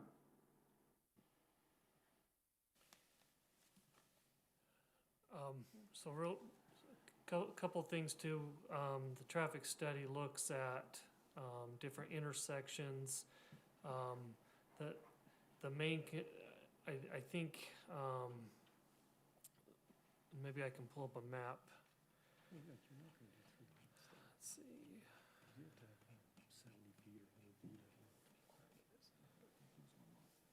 So Brian, maybe you can go over this map for us on, explain to us, you know, what the future level of service in 2022 would look like when the project's constructed. Sure, yeah, so these intersections were discussed during that scoping meeting as intersections that would be most heavily impacted. The future levels of service stay reasonably consistent with existing levels of service. Trip generation for a site like this is relatively low, with the commercial oriented mostly to State Street, and because of the layout, most of the residential traffic is oriented to State Street as well. I know there was a concern about the level of service F in the PM coming off of the side street. The way these analyses run, they're based on equations that were established, and what it doesn't do a good job of is estimating side street delay in a section such as this, because it doesn't do a good job of taking into account gaps that are created by the signals throughout the network. It would look like in this study that the side streets operate fine during existing, and then they go to level of service F. That's a little misleading. When existing counts were done, no left turns were observed. So a zero volume is always going to operate really well. These level of service Fs on the side street represent fewer than 5 people making the turn. So it seems like just looking at the letter would say, okay, we have a problem here. But it's 1 or 2 vehicles that are waiting for a gap in traffic. You would see this delay on any left movement along this corridor, which is why the traffic study doesn't, it concludes that no improvements are necessary at these side streets. The delays are well within what we would expect, and from a capacity standpoint, there's still plenty of capacity for additional traffic on these side streets. These were the two that staff were concerned with, just this, the letter F, levels of service are ranged from an A to an F, A being great, F failing. So that's kind of what caught our attention, was that letter F coming out of 500 North, trying to go southbound, and then same out of the project on State Street, that letter F trying to go south on the project. But you heard what the traffic engineer discussed about that. But can I ask on that, do they take into account, do your models or whatever take into account if that's an F and I'm a resident there, and probably even if it's an A and I'm a resident there, I'm going to go to the traffic light. And so that's just my natural inclination. I'll drive an extra half mile to go to the traffic light versus take that left-hand turn. Do your models take any of that into consideration? Because it looked like to me that you said very few trips would go up 500 North, on that to avoid that F intersection. At least maybe I read your report wrong, but it seemed like to minimize that impact, but I'm guessing that's a very high impact by just human nature. I know if it was me, or if 570 went through, or if any road went through, I'm not going to State Street if I'm in a residential property, except at a light. That would be my inclination, and I didn't see that represented in this report. Can you speak to that? Sure. So when we see a level of service F on a side street like this, we have the same question that you're having now. Is this actually a problem? Would people reroute? Does a signal need to be put to mitigate this problem? So we look at other factors, because this letter grade doesn't do a great job of telling the story in this situation. So we look at something called a V over C ratio, and we also look at queues. So I think a great indicator that everybody can kind of wrap their head around is if you were at a stop sign and there were 3 vehicles that were all waiting a long time, you might reroute. All of these side streets show what we would say is fewer than 1 vehicle. We're not even showing a full vehicle's worth of delay. So you would never approach that stop sign and even see a vehicle waiting. If you've ever tried to make a left onto a roadway section like this, you know, you're just looking for a gap. So the analysis outside of this one letter shows that there wouldn't be an issue at these side streets, and we wouldn't consider rerouting traffic, you know, based on that letter. Did I read your report correctly that said at peak times, you're only estimating 5 trips to go up 500 north? And let me clarify what peak times are for everybody. Peak times, you've got AM peak times, which are from 7:45 AM to 8:45 AM. And then peak PM times are from 4:45 PM to 5:45 PM. And I was just wondering if I read that correctly, that doesn't seem correct to me, just upon basic intuition. But I'm not paid the big bucks to do a traffic study, so, yeah. I mean, you know, but that. So for example, this is 2022 full forecast, coming out of the site, this number 5. During the AM and PM peak hours, it's showing 1 vehicle heading east on 500 east, 500 Right. north. How do they get that? I mean, How many trips will leave this project? So I think that's Per day. where the 5%, that's where they assigned those distribution numbers, and they came up with that 5% number. Well, we've heard, I'm sorry, I forget your name, the lady here say these are gonna be young families. There's 70, how many units? 73 right now, but 73 they'll have to units cut with that young back. families, and you're saying only 5 of them go to school? So if you could go to table 5.1, it's page 35. How do they get to the school?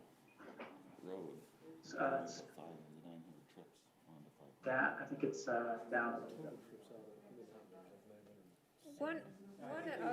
Come down to 500, right, and then head east to the school? Yes. He said there's only gonna be 1 car. I think what he's talking about is going out to State Street and going west rather than. No, going east. it's showing turning left out of there, 1 car. Let's let Brian explain what. You know, only 1 parent taking their kid to school. Let him go ahead and let's see. So if you could just scroll to the next page in the report so I could show the table. So this one. So all traffic studies are done based on ITE, which is the Institute of Transportation Engineers Trip Generation Manual. It's based on hundreds and hundreds of studies across the country with very specific land uses. And this land use that we're showing, you can see it's kind of the 4th line down, townhomes for 74 units, which is what the site was at the time of the study. In the peak hour that we're talking about, the AM, the data suggests that there would be only 18 vehicle trips during the peak hour. So that's the peak hour of the roadway network. The site in total will generate more than that. The townhomes during the course of the day will generate 402, but during the peak hour of the network, there will be 18 outbound trips. So 5% of that from the distributions we chose is only a vehicle. Townhome users can use the other entrance. Some of those trips are heading north. So, you know, we have to balance where we're assigning the trips. If we assign more to that movement, that means we're taking them away from other movements. But during the AM peak hour, the data would suggest that there's only 18 outbound trips during the AM peak hour. So am I reading this correctly that might not be during the peak time, but there'll be 402 cars come out of that development every day, is your estimate? Correct. Is a trip in and out, so that would be actually the car would go by 804 times? Opposite, so it's daily, so that counts for both in and out. Okay. So the 402 counts them coming and going, so. Correct. Okay. So not during peak time, but was there anything in your study that, I mean, and I can see you concentrated on State Street, which is a big problem, that would address the concerns of the residents that we've heard a lot of about the amount of those 402 trips under the current proposal that would go up 500 North? Because we have lots of concern from residents that have said, boy, we're on a street that doesn't come anywhere near 400 trips, and now you're gonna add 400 trips a day on our road. Was there anything in your study that addressed that? Not that specific issue about that potential cut through. I know that's a typical concern about, but in my experience, the trips will be mostly oriented to the major roads. A lot of these newer townhome developments become regional commuter traffic and not local cut-through traffic. So we're anticipating that the majority of the traffic will be oriented to the major arterial. Okay. Yeah, I also, if you've ever been around any elementary school, drop off and pickup time, the parents are wrapped around the block to drop off and pick up, and they're all coming from somewhere, and it's a fairly confined geographical area. So I think that this one is a given it only one car count is way out of whack for our particular community. But I guess the other question is you talked about possibly down in, I think it was when you were down at dot number 4, that if the traffic load got so bad, they could eventually put a traffic signal. Well, if you look at the master plan, the master plan we currently have, it takes it all the way out and ties it in basically to 550 North by the Lindon Nursery. If you had two roads coming to tie in at the same location, isn't it more likely at that point that Udot would say, yeah, we need an intersection here because now it's servicing two neighborhoods rather than saying, if it tied in at point 2, you're more likely to get an intersection there, a signal-controlled intersection there, than you are at 4 for cost and expense. I mean, that's just something, and then by doing that, now you're taking this en route to school and everything else volume, and you're splitting it up between 2 roads, not just one, which is North 500. Yeah, absolutely. What I would say is that because of that level of service F issue that we were talking about and the queues and delays, the amount of volume that would be produced on the side streets would not be large enough to trigger a signal warrant there. It also doesn't meet UDOT access standards for this category of roadway. That's not to say that they wouldn't look for a waiver of that and still build one, but as it stands, it doesn't meet distance requirements. The traffic in the area has ample opportunity to reach State Street via signals north and south. So even if there was to be a signal here, I don't anticipate that it would generate enough traffic to trigger a signal warrant there. And between 1 and 2, you're only an 1/8 of a mile, so I don't think that's pretty tight. So between 1 and 4, you're 1/4 of a mile, which is more the distance for a traffic signal. Okay, thank you. The other question I had with this, and I'm guessing it wasn't put in the study, but we do know that this is now going to be the route for BRT, which will then eliminate left-hand turns. Right. Correct? I mean, if BRT's in the middle of State Street like they've done down in Provo, that will eliminate all left-hand turns onto State Street. Which then to me would again force a lot more traffic into the residential areas. And that's just been my concern from the beginning with the project, is I really am concerned about the traffic into the residential areas. I guess I'm not as concerned about, oh, well, this is gonna fail on a left-hand turn. Well, 10 years from now, you won't be able to do a left-hand turn. The BRT will be there, you'll have to do a right-hand turn. My concern is the impact that's gonna have on the residential streets. And I was hoping that this traffic study would give us better clarification on what that impact is. But it doesn't seem like that was the scope of this study. I think an important thing to consider as we consider the traffic out here is that by right, the site could be a much more intense site. In terms of traffic generation, almost twice as much. I think designing the site the way that it is reduces the potential impact to the neighborhoods pretty significantly. Now, I don't know if I understood that. Can you explain yourself?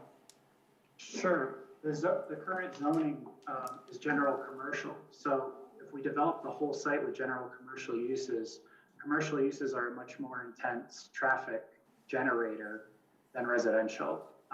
We did a high-level planning exercise. We have numbers in front of me. I see your premise. I see his point. Yeah. If you did everything by the by right use, you would generate 1,800 more trips a day than the proposed. Well, it all depends on the commercial use. Low Book Sales, as he explained, doesn't have a very high intense traffic. Correct. So it wouldn't. But we are, we do still have that frontage that has to have commercial in it. Right. Right. And I guess and you can tell me if I'm wrong, but my gut feel is that if it was, even with that road, do the master plan going through, I do think most of those commercial, when I go to and from work, are looking for major streets, where residential, because of schools, parks, other access, use side streets. They avoid the major streets. Yes. And so I think, yes, the trips will be minimal, but the impact on residential, the current residential, I guess that's what I'm looking for. Okay. And I don't know if you have any additional comments on that, our traffic engineer? No, I guess not. I don't know if you can hear us. Okay. Ryan, do you have any additional comments? No, I appreciate the time, and I realize there are some good questions on it, so happy to answer if any more come up. Okay. Any additional questions from the commission to the traffic engineer? Okay.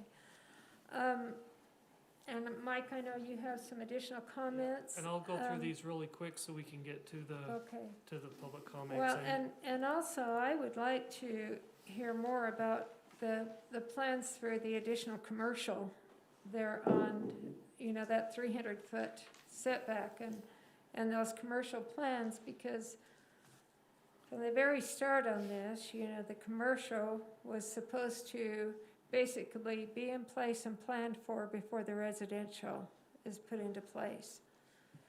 And so, do you want to go first and then have her Yeah, let me discuss go that and with then I us? can end with that commercial and they Okay. can pick up from there. Okay, So, okay, in your staff report, I provided a number of general plan and transportation goals that are outlined in there. We went through these same goals as we were considering the whole planned residential development ordinance.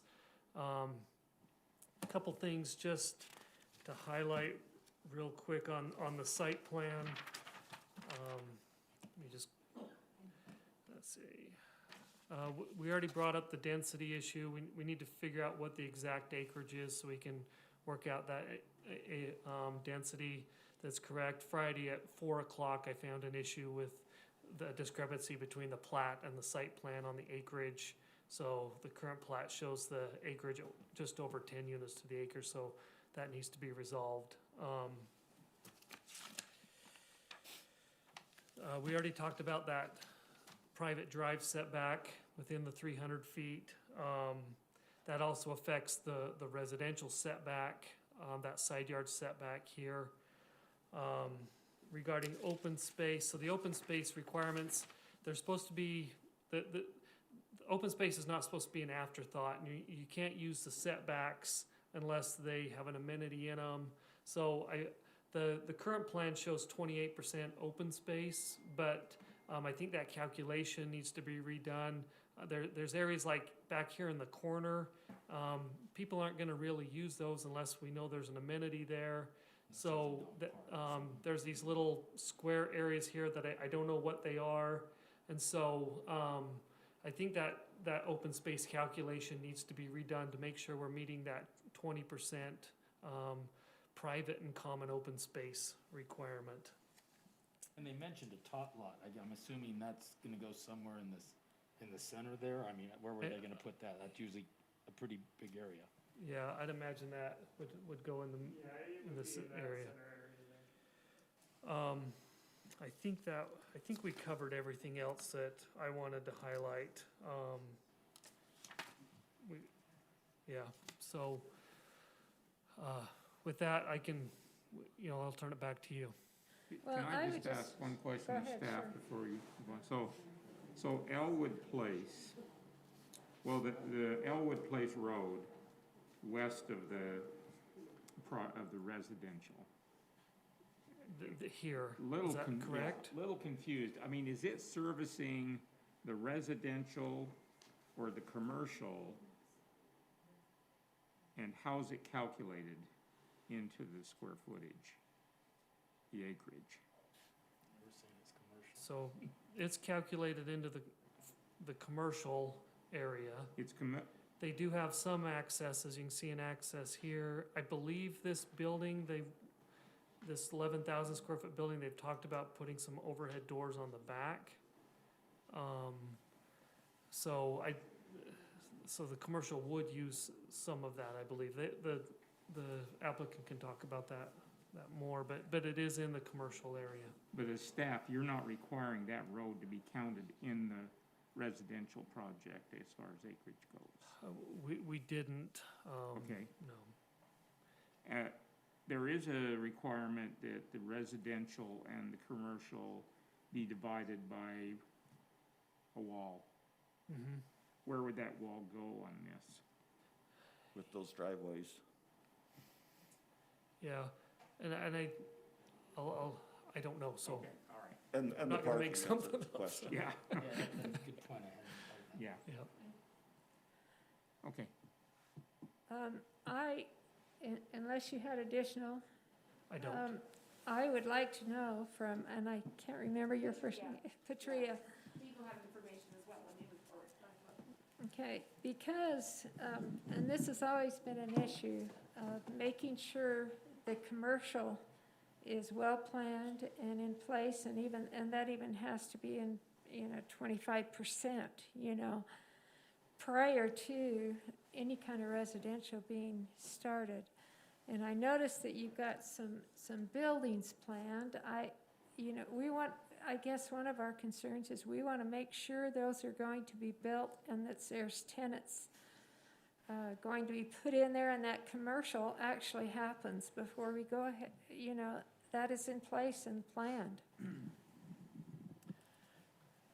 And I certainly appreciate that. The situation that we're faced with in reality right now is with Right. COVID, is 60% of our restaurants are gone. I know. Probably won't come back. And so when we get that under control, then we'll have an opportunity to, perceive this. As the marketing side, we're showing to the world, we're here to talk about a concept plan, right? And a lot of what we've been talking about is site plan issues. Right, And those can be addressed obviously later, but the main thing we're trying to get accomplished here tonight is the zoning that allows specific uses so that we can go and market that to an end user. And so, for example, right now, we've got 3 great commercial scenarios that we're marketing to find. And we've got a drive-through scenario because restaurants are requiring that now because the sit-down has become so restricted. And so we're trying to mold a use to what our current conditions are as well. And then, also near 500 West, we also have a commercial pad there. There's 4 total buildings that we're marketing. This one towards the end would probably next to 500 North, probably an office user as an example for commercial there. And then a mixed use concept is this 11,000 square foot long building where we've got opportunity to mix retail with industrial. So like a carpet guy that's got a nice showroom, and then they have their material and things in the back. And then the key pads in the front would be your more traditional retail use. So we're marketing like crazy, trying to get that done. and I mean, it sounds good, but right now it's just a concept. And that's been always one of our concerns. In fact, way back when this first started, as far as entities coming in and businesses coming in wanting to develop this, that was one of the problems, is that the commercial was not in place. And so that is and I know it's a rough market right now. And even back a couple of years, we can't sell what we don't have pad sites for. So we have actually burned through a lot of end users because we have not been able to get this plan set in place where we actually do have something we can sell. We have lots of people that we get calls all the time on these pad sites. And when we can't give them a time frame as to when we can actually offer them the pad sites, they've got to move on. And so we have to move forward in a concept that we can then sell. And so we can't tell you who's going to be there. We have had so many people so close trying to have them, companies trying to have them be part of the whole plan, but they are not developers. They just want to build what they need and get it approved through the city. And until we have pad sites to do that, or parcels, however we structure it, we can't ultimately secure an end user with a contract. Right. One other item that enters into this that we wanted to bring up, and the traffic engineer alluded to this, we have a very specific area of access into the property that's a UDOT approved access, because they go by certain spacings of where there is other access, and that's it. That's the location that enters into the project. And so we're gauging to some extent a site plan based on here's the entrance into the project, and what can we do with that 300-foot setback within that to still have something that's sellable. Yeah, and you can see our concern is, will it ever happen?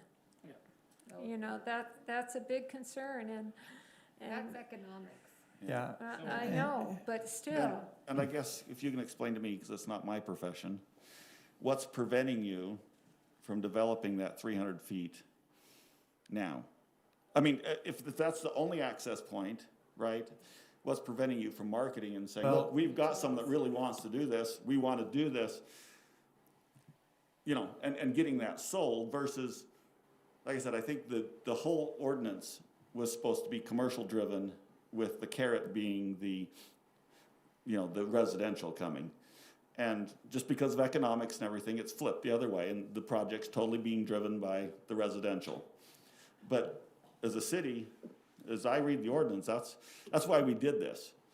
That's why we even put it out there, and so I have a hard time seeing that we'll pass it, or the city council will pass something without, well, one, the ordinance says you have to build 25%, pull the permits on 25% of those buildings before you can do anything. And I have a hard time approving this without knowing what those buildings are gonna be. So you don't have a commercial developer who's said, I wanna build a restaurant and something over, there's no one willing to build this simultaneously with the housing? Not at the moment, no, but There's too many uses. I understand your concern, Commissioner Johnson, but one thing that helps is to understand that rooftops drive retail. We're adding another 75 home sites here.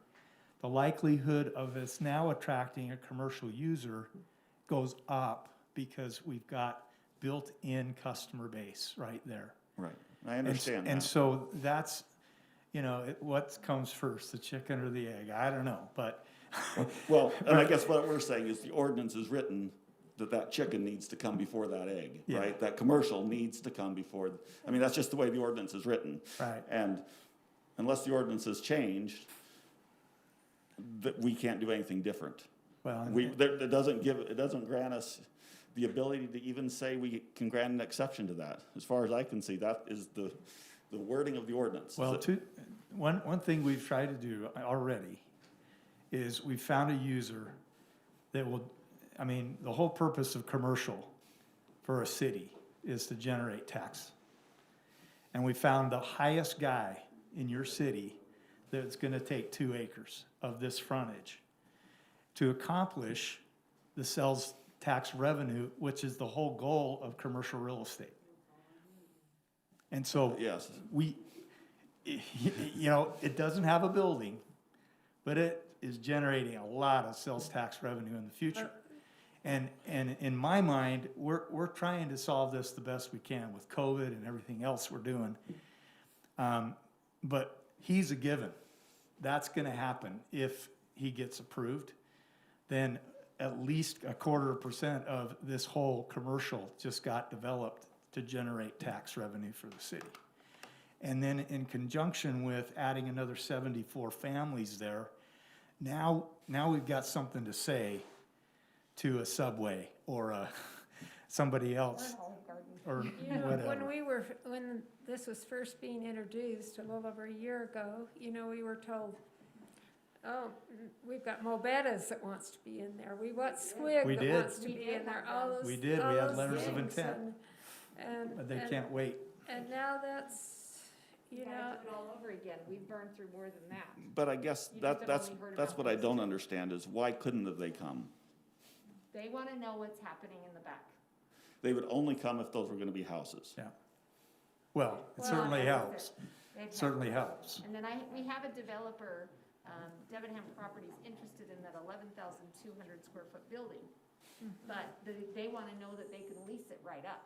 Well, and the problem with that building too, as I looked at it, the flex space has to be in our commercial zone, it can't be any industrial or anything being built there. Even the overhead doors on the back are a problem because you can't have deliveries on Elwood Place because it's too Yeah, narrow. so there's So- lots of, We don't know exactly what it would look like. That's just a concept that we've brainstormed. right, And is very successful in Okay. Vegas and right. and but- others, And now it's being built. in primary Elwood. markets that is now coming to Utah that, Sharon, the civil engineer has a comment he's been waiting to make. okay, sure, I'm sorry. Oh, yeah. Wood Priest with Galloway and Company. I live up in Bluffdale. I think Steve made the point. If low book sales were to be approved, that We lost your voice.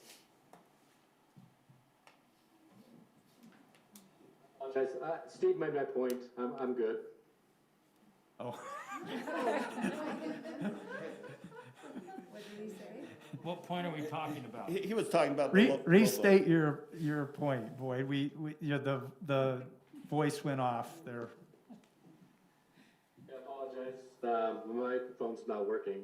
If low book sales goes in, it accomplishes the 25% of the commercial. That's all I was going to highlight. That's not what the ordinance says, though. The ordinance says 25% buildings building built. square footage. And I still have a question, and I'd like to get it, maybe even our attorney to get a clarification. I don't even know if the way the ordinance written, I'm fine with rezoning this auto, but then I don't know if it can really be included in the project. You'd like to have it separated out. I think they're two different issues. I know we had this discussion, and he and I concluded that the planned residential development went over the whole property, but I would be glad to have that discussion again. Just because the ordinance says general commercial, and I want to, And if you look in the commercial zone, that includes all of those zones, so. And would, So. I guess it's a separate parcel, Well, but would there be a problem with it combining? I'm just thinking through that, I'll be glad to address that with him again. I think, I'd love to approve low book sales tonight personally, but it doesn't, the way it's all tied together. Right, and so if we could split it out, I think that one might be more of a slam dunk than anything. But I think what we need to do at this point, we've had a lot of residents that have been here for a long time. And this is a public hearing. We would like to hear from those residents for our benefit, but also for the developer's benefit, And so what we would like to do is if you could state your name, if you could limit your comments to 3 minutes or less, and then also make sure you address the commission rather than, back and forth. And then also, if a comment you feel like has already been covered, then there isn't a reason to cover it again. So unless there's anything else, No, we and kind of, I forwarded a number of emails to you today. Right. I have printed copies of those. I'll give them to Kathy so she can put those into the public Right. record as well. okay. So we would be happy to hear from residents. Is there someone that would like to begin? And if you'd state your name too, so we have that for the record. Someone that would like to Who begin wants that? to be first? Raise your hand. Go ahead. I'll start. My name is Steve Patton. Do you want me to come up there? Yes, please. to the microphone, so those are online can hear you. Thank you for your time tonight. Can you hear me now? Yes, I am one that sent a letter out, so I will just go through and hit the high points of kind of what we're talking about. I'm here representing the residents of 500 North. First of all, I want to come back and say, for those people that have had meetings for the last 4 years with the residences, the people on 500 North were never invited, never told about the meeting, and were never a part of that meeting. The next thing I will come back and say is they're saying that the residents of 570 are adamant, that was the word used, about that not going through, while the residents of 500 are just as adamant that 570 needs to go through. There is a purpose that 570 needs to go through. That's what my letter came through and talked about. You're putting 70 units in a very small area. That area, if you look at right now between 500 North and 800 North in Lindon, between Locust and State Street, which is considerably bigger, there's approximately 70 homes there. You have 4 outlets to Locust Avenue. You have 3 outlets to State Street. You're going to put 70 units in that area, and you're going to give 1 outlet to State Street and 1 onto 500. Your traffic, they've talked about the traffic. I addressed that there were a couple of traffic things in there. They didn't even address Alpine School District. The number of vehicles that come up 500 North every day, starting at 6 o'clock in the morning and they get off at 3:30, is quadruple what they're talking about just from Alpine School District and every vehicle that comes back up there. You look at this, and this has been brought up by the council, by the commissioners, and I appreciated it.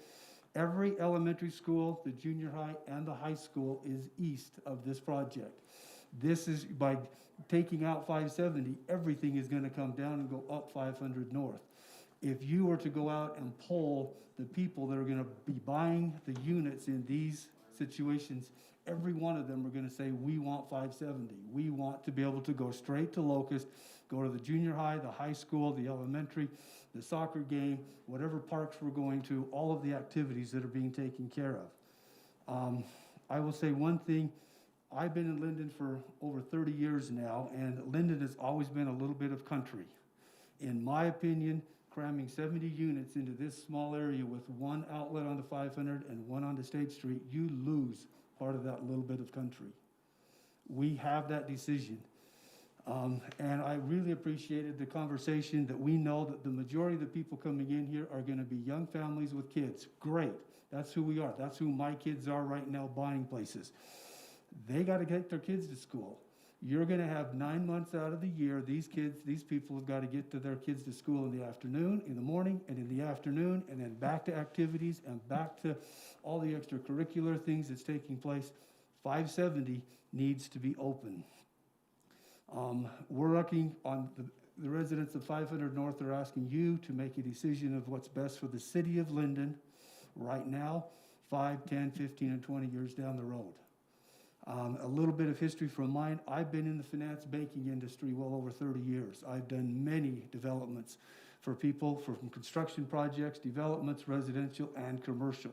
We have all, everybody in this room, driven through developments that worked great, that looked good, that were very well organized. We have all been through developments that are not, that the roads are too narrow, that there's not enough outlets, that they're crammed in, it's just, there's no parking, there's a problem. We have the decision here of making this a good development by opening 570, giving the residents of this new development another access point of getting out. Back to their traffic study on, we all know that the State Street has too much traffic. Every city in the county is trying to limit and trying to decrease the amount of traffic and pressure on State Street. By not opening 570, you're increasing that traffic and that pressure back onto 570. You open 570, the people now have the ability to come out 500, 570, go down 600, go over to 800, or come back to 400. You're giving these people an option that you're not, and you're just gonna add all kinds of problems. Again, 10 years, as Steve said, and you have no left-hand turn, you've taken an option away from these people of being able to come out there. Okay. From our point, we understand that there are 6 homes on 570 that are very adamant and don't want that. You have more homes than that on 500, more homes on that on 600 that are the same position, thinking this is what's needed to be. We've all been in this area for at least 15 to 20 years. Every one of us knew the master plan called for it to go out to State Street. So we're asking for you to just maintain that. Don't give in anything extra. Keep it to the units, number of units, keep the 300 feet out there, make them come up with the commercial like we've had the discussion, get the 25%, just keep them in line with what we're asking. But ultimately, 570 needs to be opened up to this project because of the number of people and the amount of traffic that will be influenced on this as soon as it gets opened up. Okay. So appreciate that very much. Appreciate your letter to us too. okay. Thank you. Okay, are there others that have comments they'd like us to? Okay, go ahead. And if you could give us your name. Hi, I'm Kathy Rockhill, and I live on 600 North. We did go to one neighborhood meeting to discuss this, but we were never told about this plan with the cul-de-sac on 570, so we weren't aware of that. I also would like to my experience working with Lobuk Sales has not been very positive, because I live right across the street from them. And oftentimes they park all of their employee parking all through our neighborhood. And once in a while they will unload cars on the street, and I usually go and tell them, this is, part of the deal. You said you wouldn't unload cars on 600 North because it's such a narrow street anyway. And I went in and talked to the owner, and he was not very nice and said, don't tell me what to do with my business. So then I did call an officer, and he said, well, you can't say anything because it's a public street. And then I said, well, I don't think the city had in mind that your business would encroach upon the residents. So those are just my feelings about Lobuk Sales. I also was wondering, I have those same concerns about 570 not being open, but I'm just wondering if there could be a temporary road or a crash gate or something, so that if there is a lot of problems, that there still could be a road opened up in the future if we decided, you know, there is something that needs to be done here.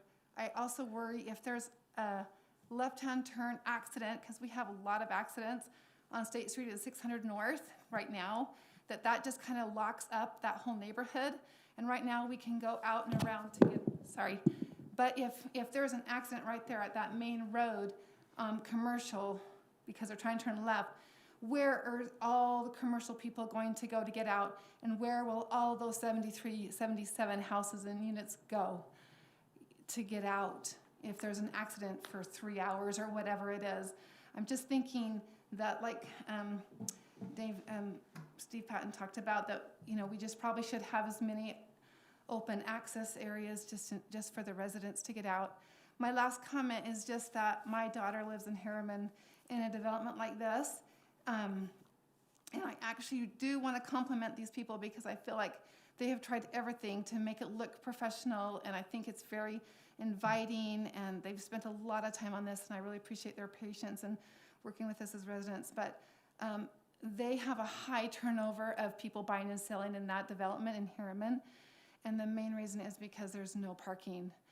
That is the main reason, because they have an ordinance and they ticket people all the time, and so there's no place for any friends to come over and visit. So I just think that you need to make sure that there's, you know, even 20 units for 73 is still, you know, only one out of every 3 or 4 people can have an extra person visit them. That's just seems low to me, but I don't know what you can do. I know they worked really hard on this, but you know, these can be really great homes, but if people are constantly moving, then maybe it wouldn't be as desirable. So those are my comments. Thank you so much. Appreciate that. Sharon, do you just want to, if I can just clarify, these will each have 2-car driveways, 2-car garages as well, so. And that should help some with that parking. I don't know if what type of development your daughter lives in, but these do, let's see, 65% have. They all have 2-car garages. Okay, they all have two-car car garages, so that is beyond what the ordinance even requires. So, okay, go ahead, sir. And if you can give your name and. So yeah, my name is Kim Martin, and I live on 500 south or north as well. And Steve Patton spoke well for me, but I want a couple points that might be worth reiterating. 500 North was one time a dead-end street until the Church of Jesus Christ, the Latter-day Saints, built a chapel there. Mm-hmm. And the Ostergaards and the city and the church went together and made that road opened up according to the master plan. So now we have through traffic coming through there. And since then, there's obviously been a lot of traffic coming up and down 500 North. And I take issue, you guys have asked good questions of the traffic engineer. I take issues with that study. I tell you, one car coming out of that subdivision is not the right number. And one thing I think we're missing is all that commercial property. I'm sure those folks are going to be coming up 500 North as well as residents in that area. So I think 500 North is going to incur a huge traffic volume. So there's some safety issues with that. So far, there's been a lot of people coming up and down 500 North. A lot of them been speeding. That's been a real issue. We have, I think, 20 kids on that street. So there's some real concern on our parts of residents on that street with the safety and well-being of those kids. And about 10 years ago, I was backing my truck out of my driveway, and I live about 300 feet from that one corner right there, and somebody came around that corner doing 25, 30 miles an hour and plowed into my truck. So I did look, nobody was in my field of vision, and that person came around that corner so fast, and I was in the middle of the road when they plowed into me, and I think that person got cited. So that's just a personal example that I had an experience with increased traffic on 500 North, and we need to pay attention to the safety and well-being of kids on that street as well as residents on that street. So I'll just bring that to your awareness. Thanks. Okay, thank you very much. Okay, are there other comments? Okay, you want to go? There's no buses from Lindon Elementary that go that service us, so that all the parents would have to drive. Okay, and what is your name? Joanne Martin.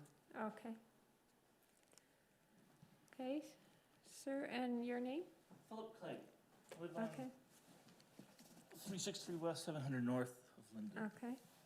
I'm going to bring up different issues. I'll let everyone else talk about the traffic. Yeah, They're yeah, gonna do a and, good and we job, do I'm want sure. different issues addressed. I also gave you yeah. a letter. If you've read it, great. I will just hit some of the We high did. points of that, Uh-huh. which is, I'm a little bit of a weird duck that I have an MBA and I work as a software developer. And I work for a company where we make medical pumps. And there's about a 75% chance if any of you have anyone that ever went on a ventilator, they were being fed by a pump that my company makes. Now the FDA couldn't care less about how hard it is for us to meet the rules that are already there. And you, if any of those people had to use one of our pumps, couldn't care less either. You want it to be the way it was. We have to abide by the rules they have. And that's really the basis of my argument, excuse me, which is the ordinance is there, they're supposed to have the commercial in place, do it. And then they can do the residential. I'm not arguing that, just do what the rules already say. Mhm. Same thing with the low book sales. 2/3 of the proposed increase, excuse me again, is just from changing the inventory and doesn't require any change in zoning. Only the third of that increase is from the zoning change. And that's highly suspect because it'll be cannibalistic to other sales of the other dealerships around here. When they first came in, we had a big drop in all the other, used lots around here. So those are my points. It's just do what we already said we were going to do. We made negotiations to make this and agreements to make this more usable. Let's do it and make them live up to what we said we wanted them to do. Okay, appreciate those comments. you. Thank you very much. Okay, I think there were some more.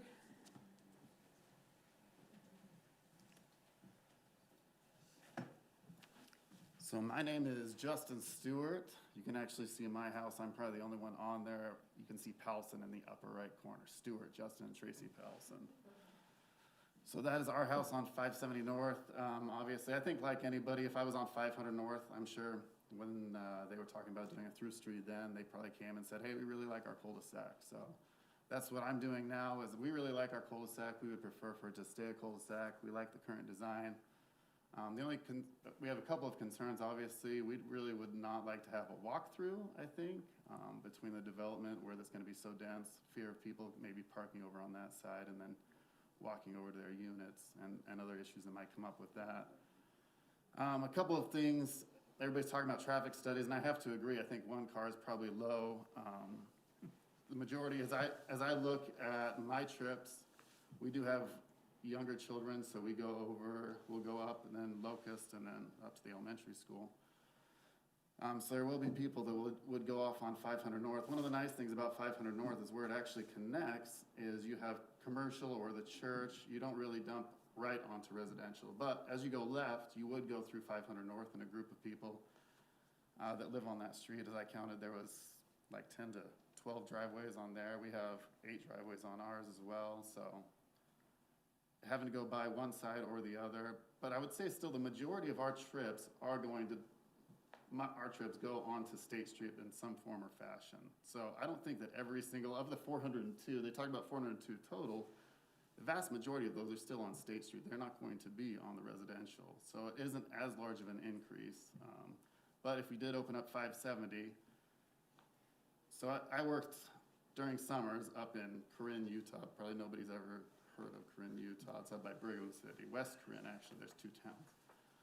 But while I was up there, we did a lot of corn. And as I see traffic, at least how I drive, everything goes to water, goes to least resistance. And so I don't think that there is going to, I think there are valid concerns about everybody and their concerns with traffic. But the majority of people are still going to head out on State Street. That's the better street. As far as turning left onto State Street and the concern with the BRT, I think what would then happen, is my assumption, is people would go onto 500, but instead of heading east, they would head west, and then they would just take the left turn at the light there. So I don't see that necessarily being a large increase.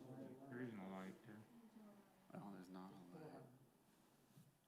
400, all right, I am getting mixed up. So I gotta take a Locust over to 400, fair point. Okay, I'll have to think through that then. That doesn't make as much sense as I say it. But, anyway, so a lot of people do head towards the lights to try to take left turns, so it'd be interesting to try to take that into consideration as well. 600 North, I would be concerned if I lived on 600 North as well, except for, at least for me personally, anytime that I'm headed towards State Street, I go on 8th. I would think that the majority of people that are gonna come out of this development, take a right, they're probably gonna go to 8th North unless there's something between 8th and 6th that they're trying to get to that is east. As far as the high school and the middle school, all of those would be northeast, and probably head on 8th would be my guess. Again, the road on 600 jogs back south, and so I don't think there would be necessarily as many people going on that, and that road is probably the worst road that I've ever driven in my life. Built-in speed bumps. There are built-in speed bumps, and I would love, if I'm on that street, I would keep those speed bumps. There's some because budget money going towards that, from what I understand. It keeps me off of that road. Every time I go to Walmart, I could go on 600, but I always go to 8th because it's straighter shot. So anyway, those are our concerns. We appreciate the current design. We appreciate keeping our cul-de-sac, would ask you to continue to keep this cul-de-sac. I understand people not wanting it to be there. I assume everybody that has ever lived on a cul-de-sac has fought for that cul-de-sac. Every one of these, I think, knocked through, and I'm gonna guess everybody that lived on those streets at those times tried to keep that cul-de-sac. We would ask you to keep ours, and I think like any other resident that has fought for it, we would just ask for you to consider that as you are going forward, and appreciate your time. Justin, can I just ask you a question? Yeah. What is your main concern there with it going through? Is it traffic? Is it parking? What would be your main, or maybe it's both, but just answer that question for me. What's your main concern? Yeah, so somehow it's gonna be divided up on the side streets for the people that are headed east. I believe that if it is knocked through, 90% of that development would go down our street. So instead of it being delineated 5%, 5%, I would guess we would get 9% and then 1% somewhere else, just because, again, like water flows, everybody that's on both those sides, there might be some people that live close to 500 that might take that road, but the majority of people are still gonna head down ours. And then, yeah, traffic, people parking on there. I think it was discussed earlier, almost every development that I've driven through, even if they have decent parking, a lot of times they do end up parking outside of the development on the street, so that's one of my major concerns as well. Right. I came more to speak to this, so I hadn't thought through that question as much. Well, but fair thank you. question, I'm but just curious what the bigger concern is, but, because I can see that the flow naturally of that road, right, would probably be heavily on that road, right? Just the flow of the traffic. That would be my assumption, yeah, as far as a percentage basis, right? Okay. And I think also if that were to be punched through, this configuration probably doesn't work. Right. Just, it's gotta be redesigned as well, and slightly, so. I just curious, is there an engineering reason why that couldn't be punched through? I just don't know. So, And earlier today, Brighton Homes, and I applaud them for, said they take pride in the fact that they work with the city, so I hope this doesn't scare them away. But, but there could be some changes needed. Were you, just a question for you, were you aware that 570 was the master plan? So when we actually bought the home about 3 or 4 years ago, and unfortunately I did not do the due diligence of looking what the master development plan was at that time. So we got enthralled and loved the horses next to us, assumed since it was a cul-de-sac, it was gonna stay a cul-de-sac. Always saw that property and thought it would be developed into something, but didn't go to see that it was going to actually be knocked through, unfortunately, so no. Okay, well, thank you for your comments. Thank you. Just a couple more comments. Is there anyone else? Okay, and your name? So my name is Amy Alvord, and we are also at the bottom of the street. So we, Amy Alvord, we live across the street from the Stewarts. I think we are the two homes that are the most highly impacted. I think this has been a very hard situation. It's really hard to come to these meetings because we are neighbors, all 3 streets. We are a single ward, a single LDS ward. Right. Neighbors, friends, we raise our children together. It's very difficult. because what might benefit us hurts somebody else, and that's really difficult to see, because every single one of us obviously want what's best for us and on our street. But we have a couple of concerns. I did want to make one comment for 500 North, for our friends and neighbors on 500 North. It's been said before that we were meeting, they may feel like we were meeting secretly for years with the developers about this, but it was only just the beginning of 2020 that this concept changed from storage units that would never have gone up their street. That was always going to be a dead-end street, so it didn't necessarily affect them in a traffic situation. And so I did want to point that out, that they weren't purposely discluded from those early meetings years ago, because this concept has been changing in progress. I also feel like anything that is said about traffic will meet the concerns of every single street, 600, 570, and 500. Nobody wants to be impacted with a lot of traffic. One of the things that we are concerned about that Steve did ask Justin was what were our concerns if the street did go through. Parking is a really huge issue, and also one of the things that we worry about, because our property actually lines the side of this one. So if the street does go through, we like this concept of having a buffer of quarter-acre homes that would maybe be, wouldn't drop our property value. You know, we just had a home on our street that sold for over $1 million, and so if, you know, our homes are all, the newer homes on our street are that valuable, and you put, you know, a $450,000 townhome, you know, in a multi-housing unit directly next to our property, with a through street, what does that do to our property value? And so that is a huge issue that we have as well. And then I just had one comment I wanted to make about the real push about keeping the master plan.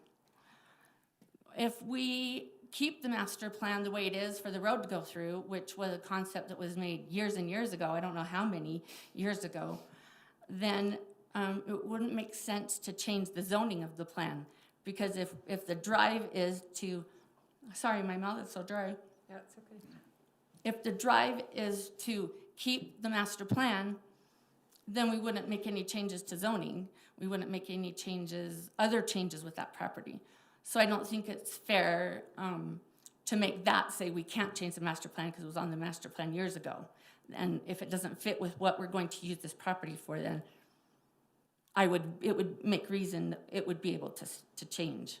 So I hope that made sense. I'm not quite, the part I'm not quite understanding is that there wouldn't be a need for change, because even if 570 went through, there would probably be a development in there. There would be a development, but for some people who saying you have to put 570 through because that's what the master plan says. But then we're also making a lot of other changes with that property, saying let's rezone it and make it commercial. We've created a whole overlay that we're going to add to this so that we can make change to this property, but we can't change the master plan with the road going all the way through to state. Does that make sense?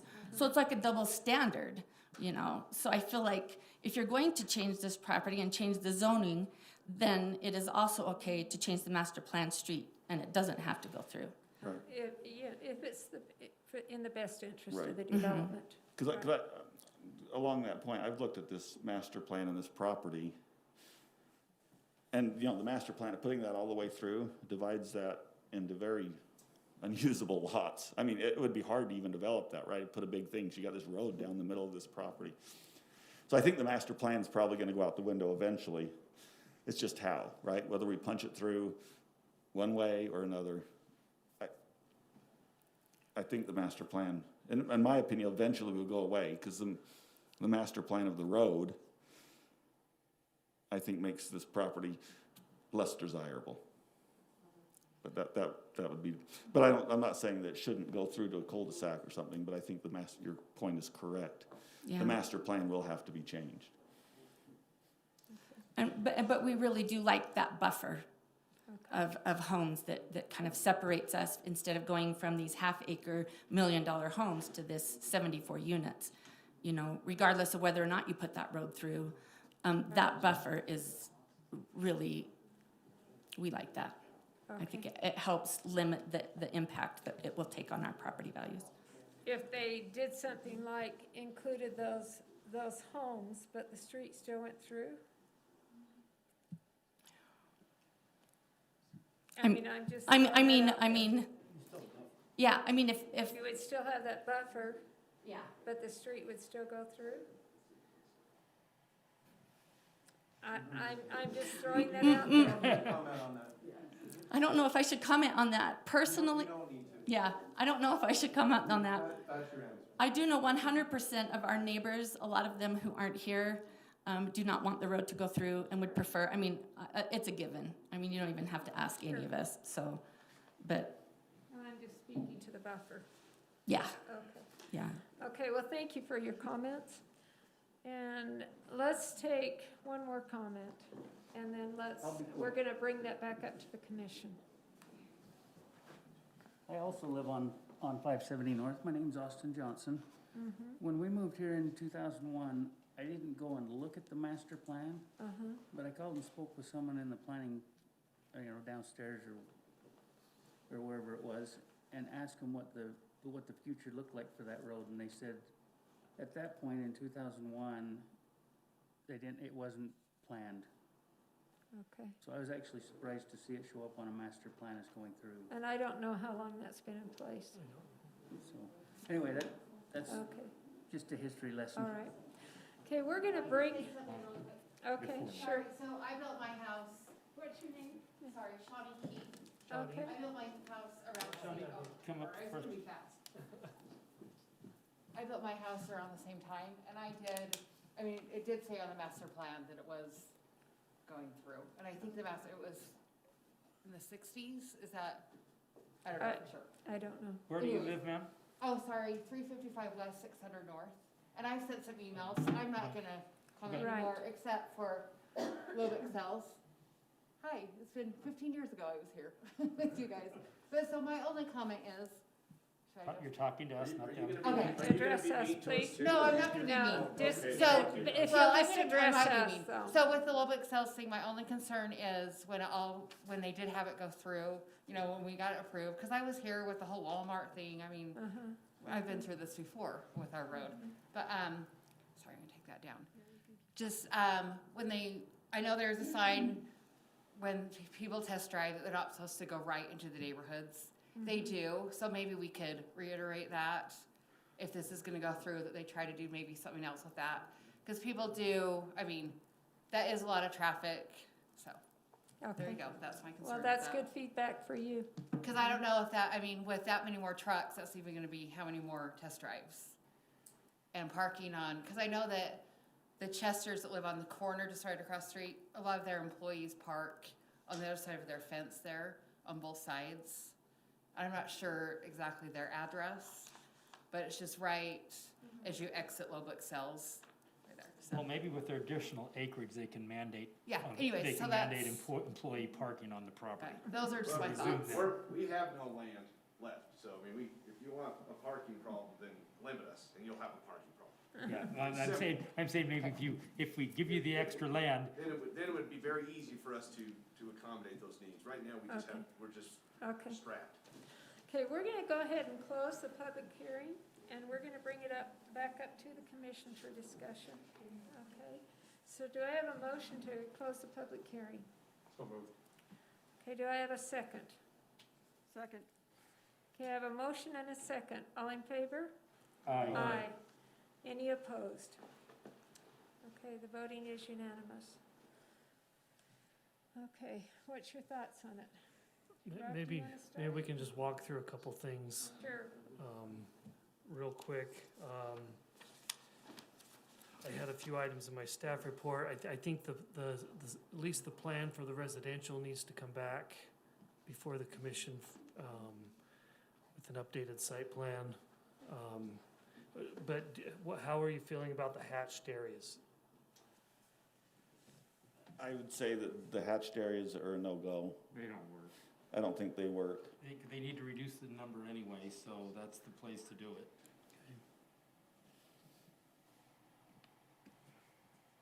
I mean, unless the commercial hatched area could be moved maybe over next to unit number 1 and given more to low book sales, that makes more sense than down here.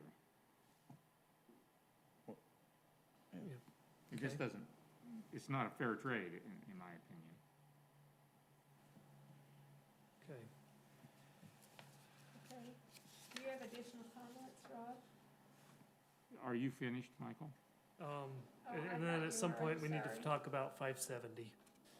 So, And I would like, well, I can wait till my turn, but it was an interesting point about the separation between commercial and residential. Yeah. I think that's something that needs to be addressed, those units. Well, that was, that's one of the things that's really, I'm hung up on. I mean, and I realize we're just talking about, we're not quite there with the site plan yet. But I think it's important for us to recognize that this layout just doesn't work, I don't think. You've got a road that's in the commercial area servicing the residential units.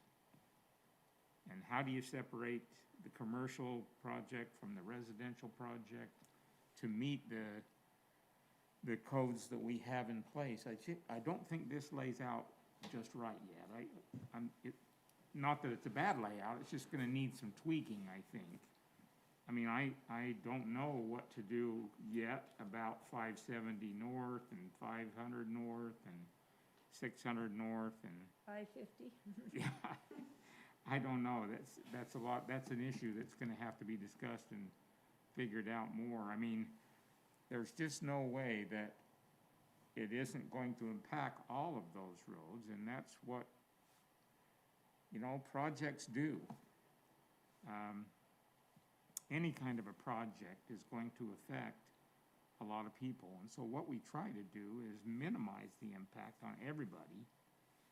And it's been very good to hear from the residents and the developers and that. But I think this Elwood Place West Road thing is a real issue.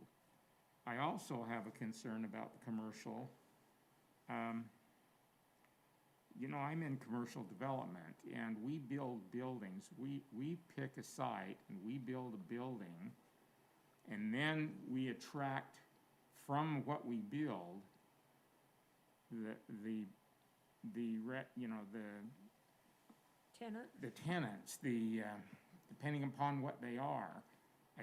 These are small tenants that are gonna be in here. They're not Walmarts, and they're not, great big single users. Yes, you need a commitment before you do a project from those kind of tenants. But these kind of tenants, you need to almost build a building and they will come.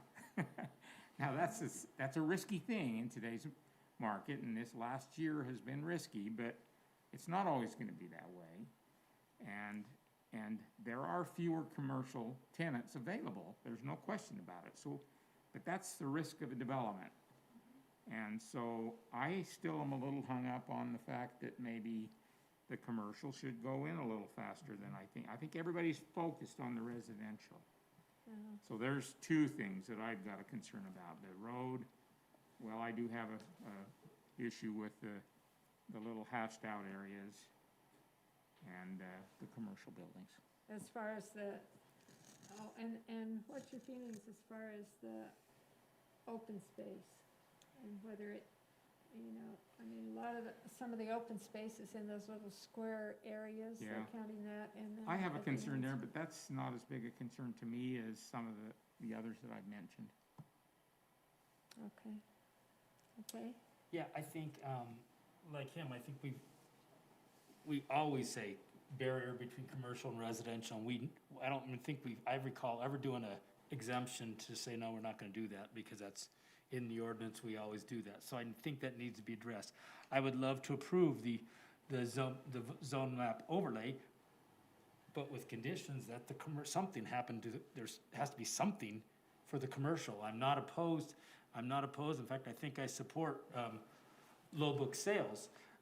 But like I say, I think we have to do something different. And then the gentleman who also mentioned that, you know, there's a lot to be said for this is the master plan. Now, I don't know if that's possible. I don't know if Brighton Homes would run away because they'd say we can't do anything. It doesn't pencil out for us. But I think, unfortunately, we've decided to do this overlay or do this in this area, and this is a possibility. It's unfortunate all the roads are going to be affected by it, and so it's hard to single out. It's hard to single out 570 and say they're not going to be affected when everybody else around them is. So, but they may, on the flip side, they may be affected more due to the path of least resistance. So we've worked hard on the overlay. I'm just not convinced that it's applied, ready to be applied at this location. Okay. I'm going to go down to let you speak first. I want to just take a little bit of a different tact, which is what I had mentioned previously.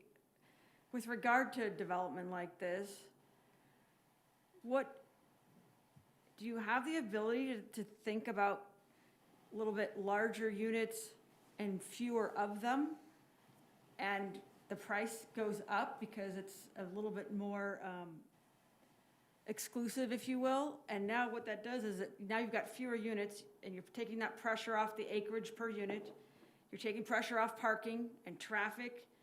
You're holding values more in the adjacent neighborhoods, and maybe meeting needs of those current Lindon residents that would like to stay in Lindon. I have a 5,000 square foot house. I'd like to keep my square footage, but I don't want to keep all my yard. You know, I don't want all the yardage, but I want to have a place to gather my family. Can this go down to 50 units and they're a higher price tag? I've seen some really nice, larger twin homes situations. I'm just throwing it out there for just thought and consideration if people have heartburn over more traffic and parking and so many units per acre. I would think there's a need for that in this area, where people want to have some square footage, but they don't want to have all the yard. I'm facing that. My husband and I are facing that ourselves. We've raised our family, but we don't want all the yard anymore. So I don't know if Brighton is considering that sort of product offering. And on the traffic, it's just hard to just solve that. It's going to be a challenge for anybody.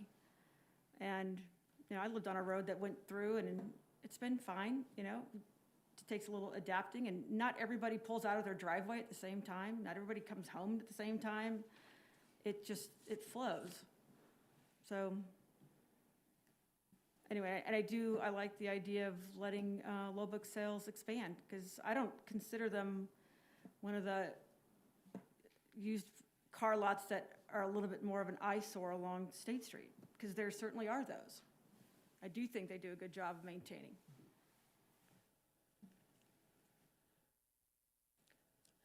Okay, Jared? I don't want to be redundant, but just in summary, I'm okay with low book sales proposal.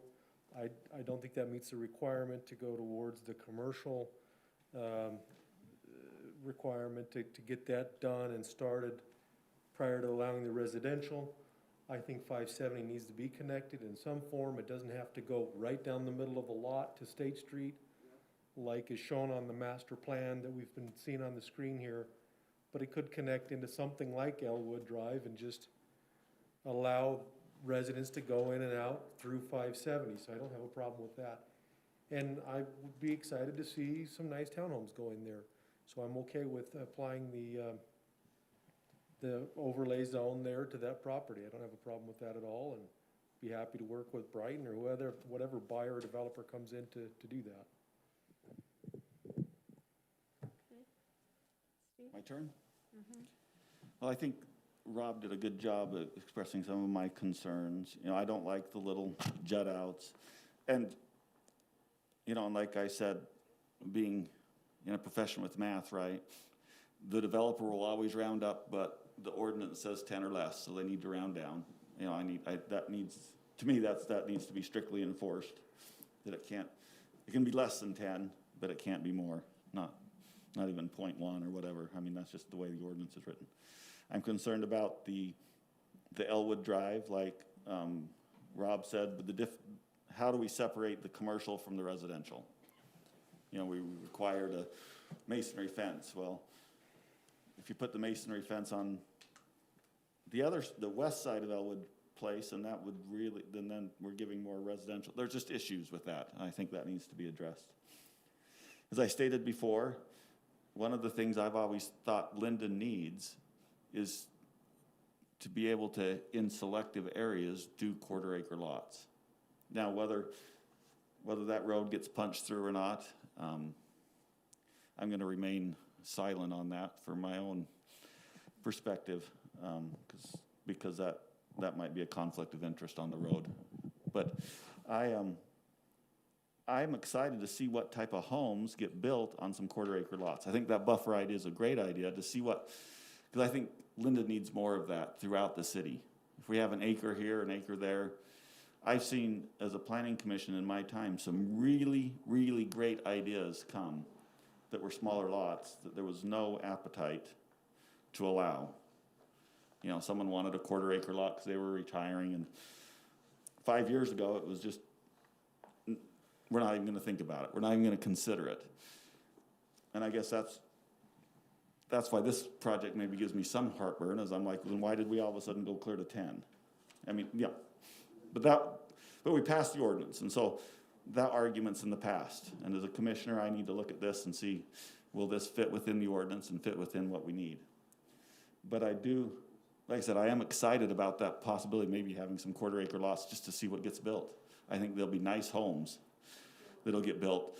Like maybe Renee said, maybe they still want a little garden, but they don't want a half acre. And I think you can get some nice retirement homes. Parking's a concern, and I think along 570, that's one of the biggest concerns of punching that through, is the biggest block of parking's clear on the west side. There's a little bit of parking, but every development I go in like this, when I take my kids, it's where do I park if I'm going to walk into a party or anything. That's the big concern. And they just spill out into residential streets. And that, for 570, to me, that's parking is the bigger concern than the traffic. My house actually faces Locust, so I'm not going to get probably any more traffic than I already get when high school's in session. You know, 70 miles an hour going to high school, I get that all day. That's just me personally, but those are my concerns, and I am concerned about the open space, right? That's part of the ordinance. I guess I'm just really concerned that we meet the ordinance and make it what we wanted, because I guess the ordinance there was a lot of people upset with it on both sides, and so maybe the ordinance was a good compromise, but now that we have that compromise, I feel like the compromise is done. We should follow the ordinance after that. And I don't have too much additional to add. I mean, I would like to say that the Brighton Homes model and what you put in place is beautiful. You know, it's very, very nice. So as far as that's concerned, you know, it's a very nice type of development. I just have some of the same concerns. I would like to see if we couldn't separate the Lowbuck sales and the overlay, if we couldn't separate those out as far as the emotion. Yeah. And you're going to check with the attorney on that. And I don't have too much different that hasn't already been stated. Of course, the architectural features, and we talked to you about that. The separation from the commercial and residential, I have a lot of feelings about the commercial being in place. Because that was to drive the residential rather than the other way around.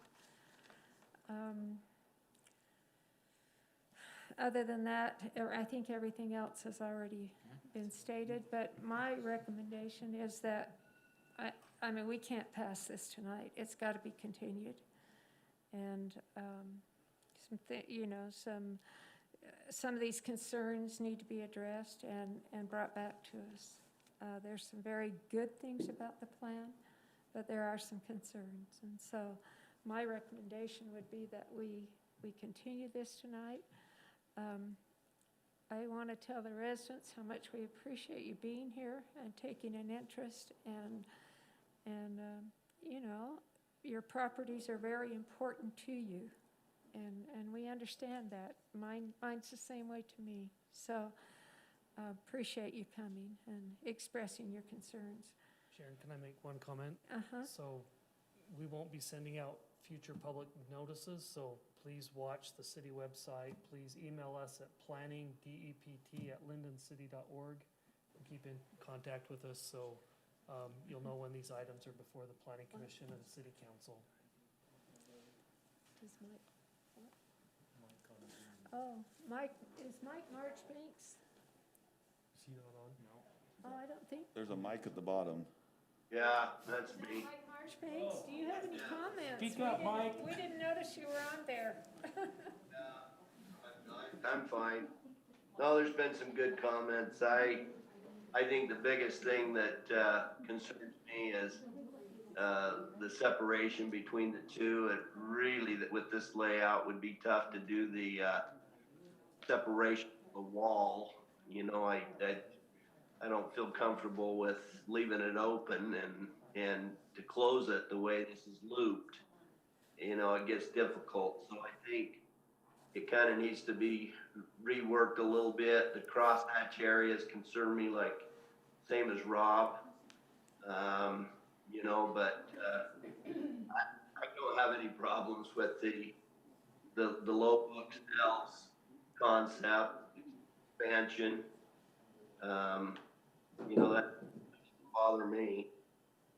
And but there's been a lot of good comments from both the commission and the residents tonight that maybe they can go back to the drawing board and find something that fits the ordinance a little better. Okay. Well, thank you for those comments, Mike. I didn't realize you were on.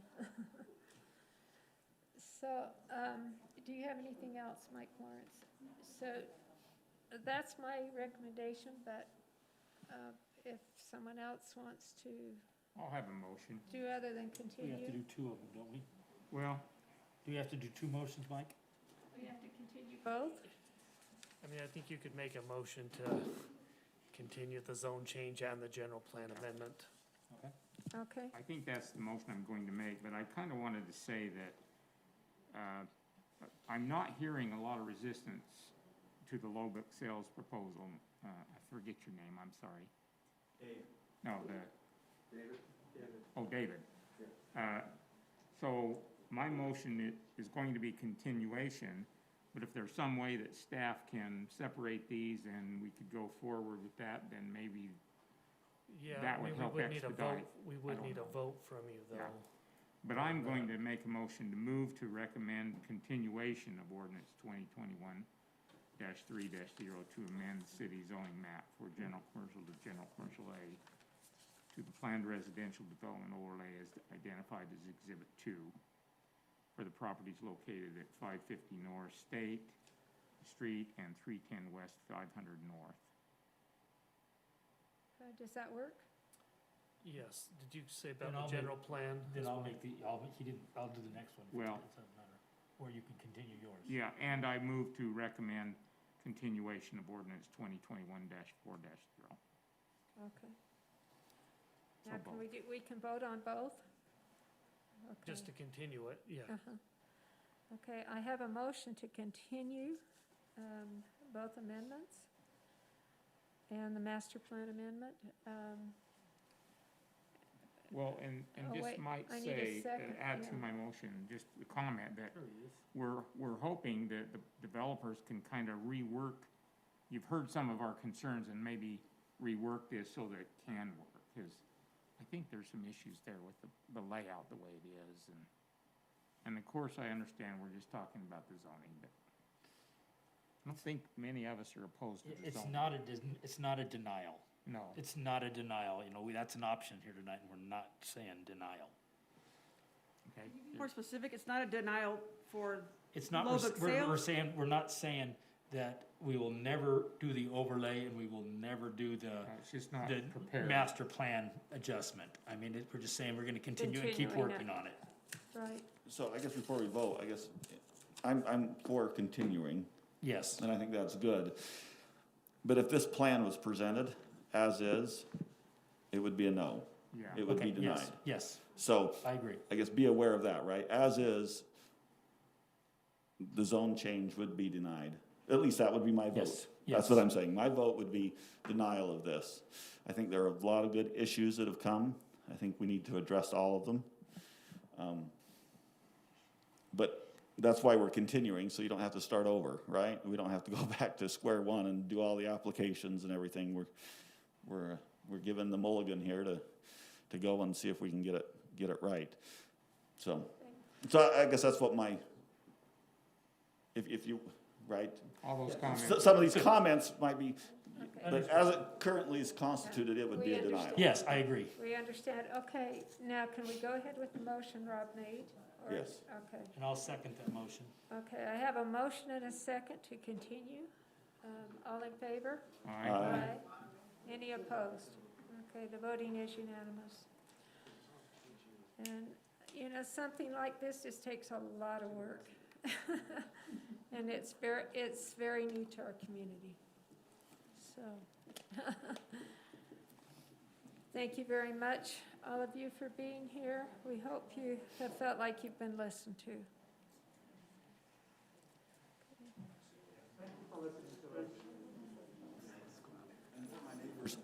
I will try to let you know when it's on the docket, because I'm notified. Just make sure you watch for when it's on the agenda again. And if you wouldn't mind carrying your conversations out into the lobby, just because we've still got to continue the meeting. Thanks a lot, everyone. Yep. Thank you so much.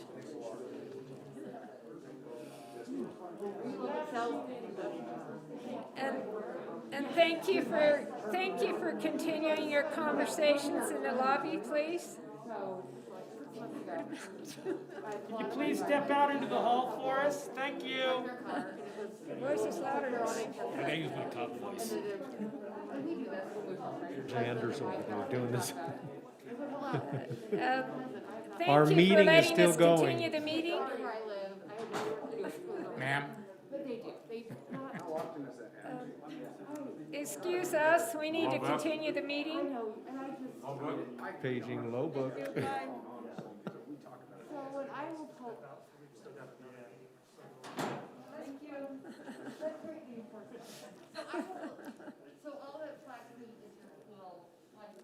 Not even your cop voice. I worked on a quarter of them. I was Okay, on let's, Anders, can we close that door?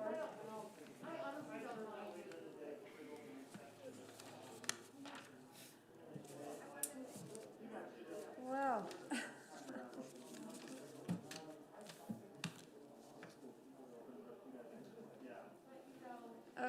Okay, I guess, you know, we can go ahead, or, I mean, I don't know if there's any additional discussion, or, I think we worked through it the best we could. So how do we move this along in the next meeting? That's, You know, and I mean, you're gonna be working directly with them before they bring this to the meeting, so how, with all the suggestions that have been made, how do you go ahead with that? Typically, they'll contact me tomorrow and we'll start going through some of those comments. So, They've got some pretty serious issues that need to be addressed before that can. and they're not issues that I haven't been bringing up for quite a while, so. okay. And I think one of the biggest issues, and hopefully it was clarified, is that Lowbook's not gonna count as the 25%. I think the way that presentation was We've already gotten presented, 25%. that they think, that's how they were saying, you know, this is our 25%, and I think it's, hopefully that was made clear to them that, no, we need something more. I think Rob's point about, from a commercial developer's point, is valid. That's why I asked earlier, do you have anybody in line who's willing to build these buildings? Well, And the answer was no, you know. And Right, that's and why I It's brought not that from up lack too. of effort, True. you know, and I don't want them faulted for that, because it's just been a unique market in the last year. True. And they had people on the line, and things just don't get decided upon, and everybody get strung along, and I wanna lean toward getting this stuff resolved, so people can move on with their decisions in their lives and their business planning, and their revenue, and they have bills to pay. And, you know, I think Lubbock Sales has been an excellent addition to the city. Yep. I, And I think we need to, you know, move forward to get the overlay. I mean, I don't mind if we do the overlay. I mean, tonight was sort of convoluted because we had the overlay with potential plans. If we would have had just the overlay, no comment on everything else, you know, then there might have been a way to get the overlay, but then you still have the master plan issue as well. So. But I don't even think the overlay would have. But the ordinance requires that you see what that they're. we see what, Yeah. and that we see the commercial, and that's the one thing You know, we didn't really even see anything of. I don't mean, really think they've given that much thought to the commercial. That's been my, Given any. I've got emails going back to June or July saying you have to put the commercial in. And it wasn't until November that I actually got a site plan showing the commercial. Like over and over and over, I would say, you've got to put the commercial on your site plan, and they would refuse and refuse, so. Well, when they did decide, they threw a couple of the names, and I know I had talked to two retailers who they had talked to, and it was, hey, can we put your name on this to show? And they really weren't going very far down the road. I don't think they've had them on the hook, or else there would have been some movement there. They could have done pad sites, and that would have pushed this, right? I mean, if they would have said, look, we've already got a pad site because Mobetta's coming in. Well, and you've seen, you know, Ivory's building 850 residential units where, you know, and we are still having a hard time getting commercial on 700 North, so. It's- 75 rooftops doesn't do much to incentivize commercial. No. That point was not a very good argument. And so I think, But a good example is there on the 700 North on-ramp, Pleasant Grove on-ramp. I mean, the developer went in there and he built the buildings.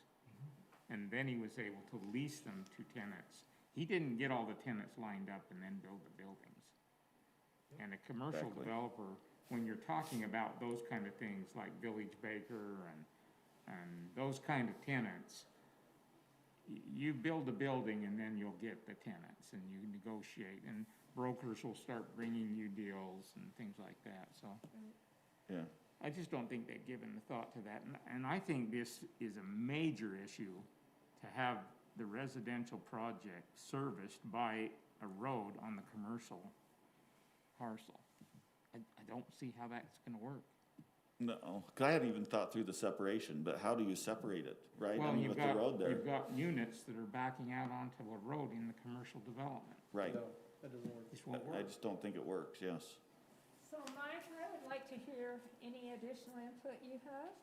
I'm sorry, I didn't even see you on there. I just, I'm kinda like Rob on the, you know, they kinda need to go back to the drawing board, and I don't know which one of you said, you know, 10 was optimal, but it can be less than 10. Seeing how crazy the layout was tonight, I think they gotta lose some units to make things right. I do. 5 Yeah. million, put the road on their property, so we can put a wall up. Yeah. Yeah. I wish you could have been here. You have so much depth of experience with these types of things. I had a dang, doctor appointment they pulled on me late and I didn't get out of there till later. I'd have got on the call sooner, but I didn't want to be there coughing and hacking, making people think I had COVID in the room either, so. I'm glad you weren't. The one thing I would like us to maybe be creative a little bit on that separation, because the last thing I want to maybe see is when you pull into a development, all you see is a wall. And so I think, you know, I'm hoping the developer could be creative and bring us some ideas with maybe a combination of fencing and landscaping and things like that. So we're not just seeing, because they'll have a solid wall, you know, on that north side. They'll probably need one between this single family or something, And that was my other question, Mike, and I think it's on these plans. I think the way the ordinance reads, there would have to be, even though they're single-family homes, because of the overlay, I believe that would have to be a masonry wall between the Stewarts and that new home and the Alvards and that new home. Well, it says single family, so you could actually do it between lot 104 and 103. And I think that would make more sense, but their plan shows that. And does it make sense as far as a community to have it here? You know, I think that's things we need to evaluate. Yes. And, You know, Michael, it's not uncommon to go through a commercial development and then you have an entrance to the residential, a nice, you know, entrance where you go into the residential area. yeah. But the way this is, there's no way of doing that, and units, what is that? 50 through 50 55? through 55? I don't know what you do with those. Those are a part of the commercial units. I mean, they're gonna feel like they're part of the commercial unit anyway. So I think this layout's gotta be drastically redesigned. Yeah. On I know Brighton was working on another plan, but then they decided to go with this one, so maybe they just went with what the Infinite Real Estate had, and so maybe Brighton will put their minds together and do something. Well, if they're used to doing infill, they said that's kind of what they specialize in, is infill.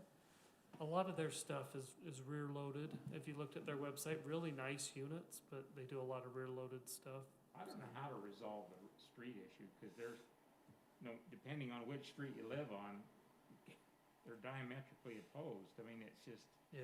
Well, That's is it, been one of the I like your problems. concept, I like the concept mentioned down here. 570 doesn't have to stick to the master plan and go straight through.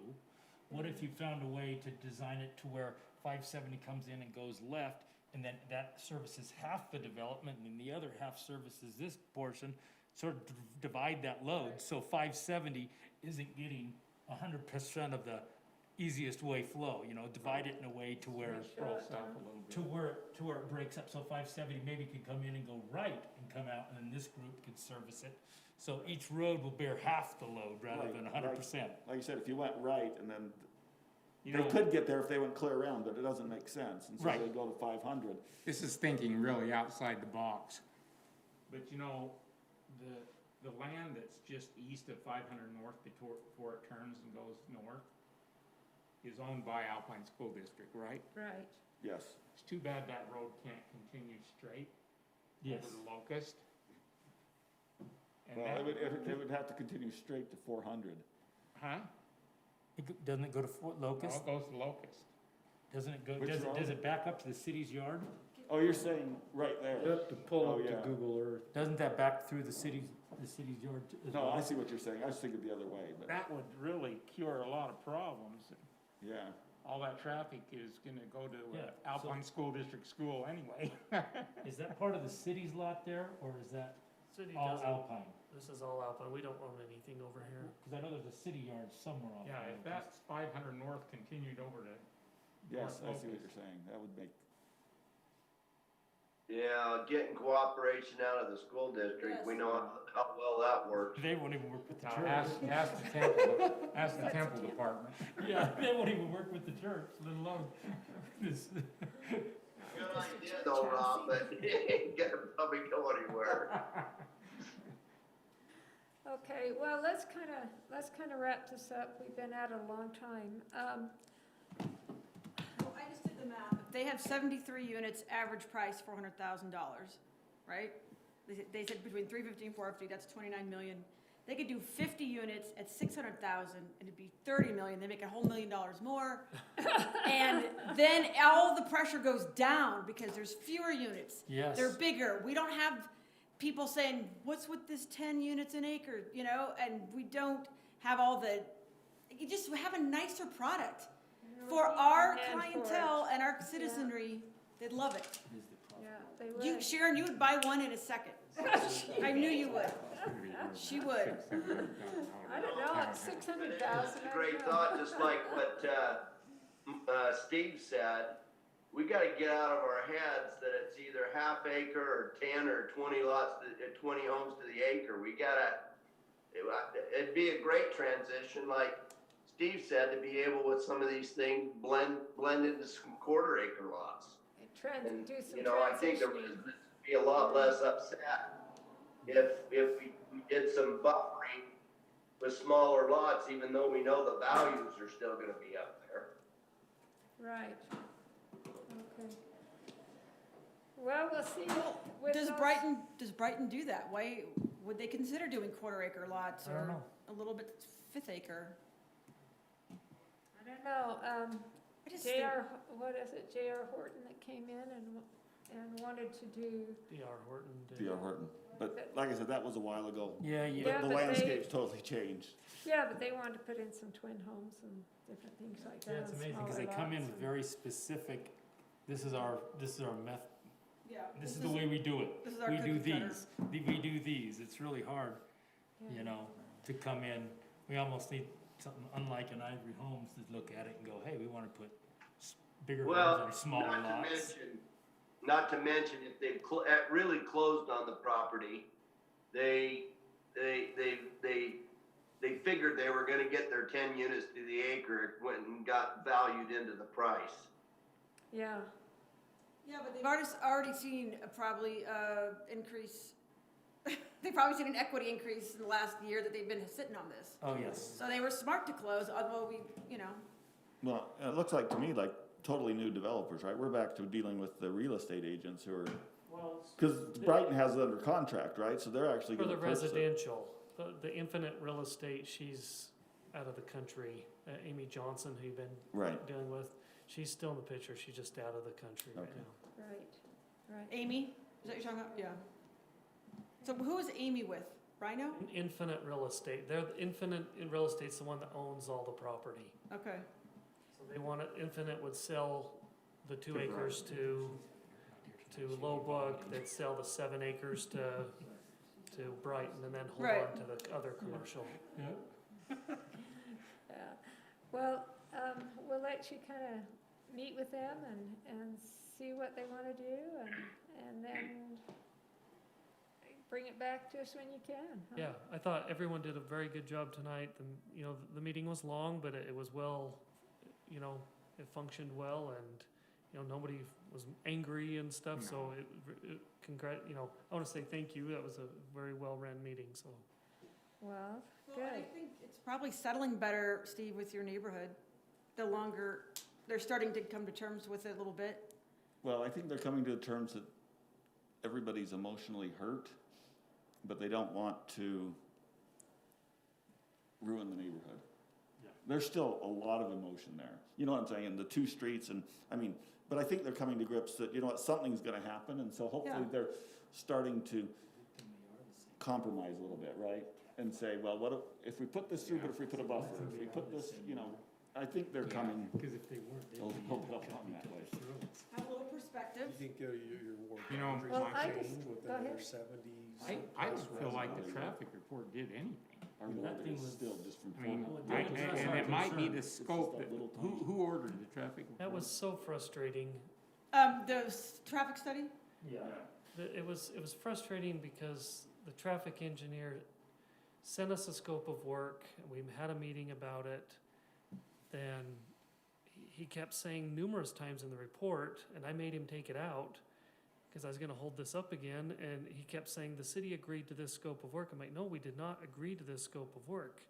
I said, you know, and he kept saying even the city came up with the percentages. No, I'm looking for you to tell me what the percentages Yeah. are in your professional opinion. He Right. kept putting that back on us, and so He's just using all software, or is he doing any kind of visual? they came out on January 7th, I think it was, for a day and watched traffic. That's where he came up with where the peak times are. Say that few cars would go through the neighborhood is just almost an offensive. Yeah. Almost offensive. Well, and I do think there is some merit to that this year has been a different year than any other year. You know, more people are working from home, more kids are home from school, you know. It is a different year. And it may be different in the future, you know, for Yeah. for the foreseeable future. Right. Right. So, Yeah, Well- you know, it's almost like we need them to, when they come up with the next plan, then the traffic engineer needs to come to us and give us his best educated guess at what's gonna go where and that's why. what I was trying to get. That's not- what- that's but what he we were kept, trying- just what he gave us. but he which kept was putting nothing. it on us, saying the city agreed. No, we didn't agree to a scope of work. Well, and I don't think they, and maybe they didn't understand, but like I said, I can tell you, all these intersections are gonna fail on State Street in so many years. They're all gonna be Fs, right? And if they don't do something. Yeah. It's just the growth is gonna make every intersection an F. But I wanted to know what's the impact elsewhere, and they didn't seem to do that. Like, we told them which intersections we wanted to study, you know, and they're in the report there, but we didn't, we were hoping to get out of them what the distribution was. We never told them 5% or 60 or 30, you know. but- There was a disconnect there somewhere. You know, I did think it's interesting that, you know, the tactics used by the neighbors, right?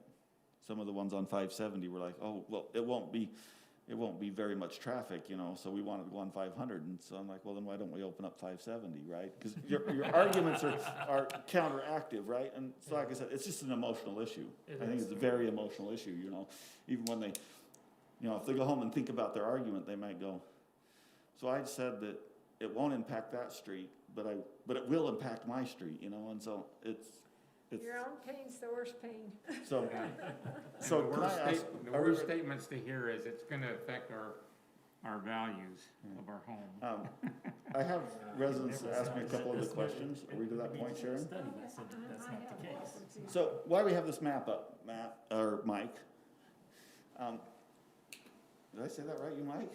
Mike? I'm not a map. Oh, it's been a long night. Matt, Mike, it's all the same Long thing. day, huh?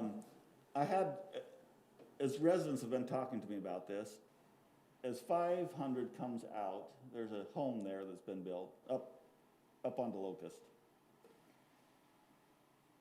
And, This one? yeah, and the adjoining eyesore keeps being brought up. All the old equipment The laying. one, I noticed that. there's no yard being put I in, brought that there's up 2 no years ago. movement. The, you know, a little background, they had to tear the Isn't little that old house PG? where that excavator was. They had to tear that house down in order for the other house to get an occupancy permit, because it was too close. Right. But then it's just sat there. And I've had residents say, what, the city's gotta have an ordinance where they've gotta put their lawn in, and I said, we don't. I said, if it There's gets, no if it gets too, residential landscaping. if it gets too tall, they can tell them to cut it down, they can do that. And so then if you go right across the street, Locust, same thing, this house has become to some an eyesore. That becomes a weed patch every year.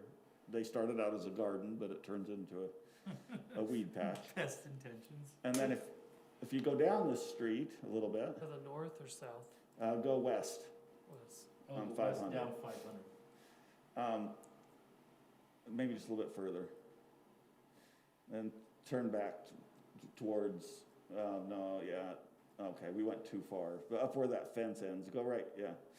Right here where that fence is, that has turned into a dump truck graveyard. Well, that's So against the. Inside code, the fence? inside the fence, I think there's 4 dump trucks. He runs his business off there. And then there's the issue on the other side that I was talking to you about, Mike. So I've had neighbors saying, look, this is becoming an industrial zone anyway, right? On top of, Not to speak of Fourth North and Locust. yes. Is that Have you the- seen that one? Is that the 135? Fourth It's north. like Oh, yeah, right. 135 west? What is Oh, going, now we that's gave them on 3 here. lots. There's 3 lots going in there, but then that house there on the corner, or the house just in from the corner, There's people living in the trailers. And- yeah, I looked and at that then- one. Well, they You know, can't do that. There's like, from their front door, there's like a 10-foot setback from the Right. street. I mean, they're like parked right on the street. The other issue is one more for me, just because next to my office building, Tim Clyde got his That's a mess. parcel Yeah, zone, we thought that was resolved. he zoned it commercial, so, Right. so go back to 400 North and South. State, right across, yeah, right Right there, that one. yep, So we zoned that commercial, he came in and right. he tried to get it zoned commercial a long time ago, and it failed, but now he's come in and he's got that zoned commercial. He's using it, but there's never been a site plan, and There was something, wasn't there, when he came to us? he came and we zoned it commercial, but for him to use it, he should get a site plan and we should approve Right, the site right. plan. And Didn't we approve a site plan with it? I thought so, because I don't think we ever got a site I plan. remember there was fencing out there and everything. Yeah, I can't get him to call me back, So, so. and I know, I mean, he put that berm and there are telephone poles to move, and that will cost him $1 billion or whatever to do it. But that's another one that's kind of becoming, That frontage, the frontage of his Go down property on Center Street. 400 North is a mess. I wanna show you that one. You know what I'm talking about, Sharon? So remember, Anders and I are the only code enforcement officers. I know, so I gave you a month's worth of work. I'll volunteer and come work for you. Please do. If you're accepting volunteers, Mike, go to Center Street and 700 East, by the church. Go in, yeah. Or just pay my wife's health care and I'll come work for you, for the cost of my A wife's little bit health. more, Where am I going? to the left, just, yeah, right, go in there. You know what I'm talking about? It's got these giant trees that are half sawed off and that whole, Oh, yeah. that, Okay. Yeah, it's right there. It's right there. You just can't see it. it's She's just right there. so much overgrowth Yes. and such. Let's see. This one here? No. Yeah, I know which yeah. one she's talking about. Yeah, keep going. You're just a little, no, that's too far. Keep going up to, Toward the temple. yeah. Right here. You may have just, right, No, it's right there where. yes, where it's like partially finished. Yes, right there. Yeah, go to that house.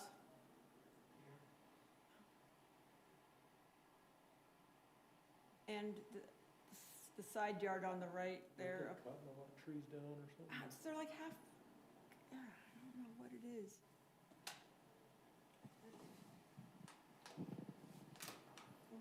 That's all I had, Mike, I just wanted to point those out, if there are enforcement issues, or I can report that I reported correctly, there's no ordinance to say they have to put a lawn in. There's not. They have to keep it mowed down. And- Guys, we're on 3.5 hours, like, we should wrap this up. Yeah, I know. Yeah, you know, Center Street. I have just a couple of really fast comments. So on 400 North, it's about 135 West, where they're dumping massive amounts of Yeah, that's the dirt. one I was talking about. Is that, are there gonna be homes going in there, or what are they doing? We approved, but. Remember, they came in and Yeah, we proved that. That's And- 400 North and Locust. there's gonna Yes. be 2 lots there. There's gonna be 2 lots at the Okay, top, and I they're just can't filling it in. remember. Oh, yeah, we approved 3 lots. I think there's Yeah. 3 lots there. 2 lots in Okay, the so that's what lots. that is. I 2 can't lots in the remember. existing. They're gonna keep one and sell 2 or something. No, the parents are keeping this big lot. Okay. They're putting trash 2 home. lots right here. The 2 girls were given the property as their inheritance. Okay. They are bringing in 2 modular homes and setting on those lots here. Oh, modular, really? Modular homes, I thought my It's parents like had the growing old ones, you know what I modular. mean? And they can do that, on those lots? That is Modular correct. homes? First of all, we don't have commercial design standards. And then second of all, the state legislature last week just passed a bill saying the Correct. cities cannot have residential design standards for single-family homes. And I guess that's another, And we just can't, on the we can no ordinance. longer regulate ADUs. If they put those 3 or 4 homes as proposed, the current ordinance, I think, would be invalidated in the statement that there cannot be accessory apartments in the zone. I'm assuming that Yes, we're zone, gonna have to for the We'd have to third look at year in a that, row, right? we're gonna rewrite our accessory Because apartment The ordinance. ADU ordinance, yeah, they totally messed with it. right, because they're over 8,000 square feet, so they would have to be allowed, right? Accessory 6,000. apartments. Yep. So I just noticed that. But that's in the ordinance, anywhere in the city. Right. Now, we probably approved something here too, and I just can't remember, on 200 North State Street, where they're chopping Oh, they're doing some chopping trees and stuff. chopping I haven't heard, trees no. and everything else I don't down think we've there. approved I anything. can't Can't I don't we think tell we've them approved they're anything, they're doing something. They're just trying to clear it, to try to make it more Is that what they're doing? attractive I or don't know more if it ever sold. developable. I don't think it's ever sold. Who's selling it? I actually think they sold it. I talked to the guy, it was Dan Donaldson was selling it for, I can't remember the owner's name, but Well, it's kind of like the property there just on the other side of, the Here. pharmacy, right? My old place. We even approved a site plan, right? I think for two buildings there. So this one here, don't go spreading this because they're still working on their plans, but it looks like they want to do an indoor forecourt pickleball court. Really nice looking building. Good. This property here, there's Swig is, or not Swig, but Fizz is looking at going in right there. Where's the Chick-fil-A? Come on. I know, I'm tired of driving all the way to Head work. north a little bit. We're equidistant between the So, AFer and This, the ORMer. right there where the road We used could to use go it- through. we could use an in and out, On the too. west side. Okay, I have one other Yeah, that one quick right thing. there where your mouse is. In the newspaper, in the Daily Herald, all these other cities, they have all these things that are going on in their city. Lindon, the only thing they ever have is senior bus. And it's been the same thing every time, and there's never anything listed. And all these other cities say all these things going on in their city, and Lindon's always just says senior bus. That's all we have And going nothing on. else. Well, bad thing? Hey, they're giving away free lunch. I They guess do I nice would things just for the like to seniors, for see, sure. because If they Lindon would is give me doing more a than lot of 3 things. articles to read a month online, then I'd probably notice that, but. Yeah, Be well, careful what you wish for. Maybe she'll volunteer to write it. you want me to write it? It's just, there's never anything there. That's not Mike's job. No, that's not, it's Heath's, isn't it? It should be Heath Pavement. It's Parks and Rec or, Yeah, Oh, it's it's- whoever's in charge of the senior center. We have plenty going on. If they want to contact us, we'd be glad to let them know what's going on, Okay, so. well, I just noticed that month after month. And that was in after a month. newspaper? Oh, it's been that way forever, and all these other cities list all their things going on, and ours always just says senior bus. But I don't think anybody reads a newspaper except you. I do. okay, let's close this. Yep. Do you have anything else, Mike? Okay, then let's make a motion to adjourn. You want to make that? I Renee? make a motion to adjourn this meeting. I second it. Second? Motion and a second, all in favor? Aye. Thank you, everybody. Thank you. Good job, Sharon. Actually, I expected this meeting to go like midnight, so These cookies are for us, I'm Renee, a 3.5-hour meeting it's nothing. is nothing compared to some we've been. I guess you prorated over the 2 that we didn't have, it's not so bad, Yeah. right? So we had those 2. There was a stretch where we had like 4 or 5 in a row that were like till midnight. 11 o'clock, yeah. I know she didn't like that one, so. Well, I thought it went as well. I used to love to come and eat them myself. Yeah, we'll see how many eggs are in my house when I Now my eating habits have changed. see if there's any Mess eggs that in my house YouTube when I get thing home. up. I need to end the stream. I think they see where I'm coming from. Hey, yeah, we gotta pass out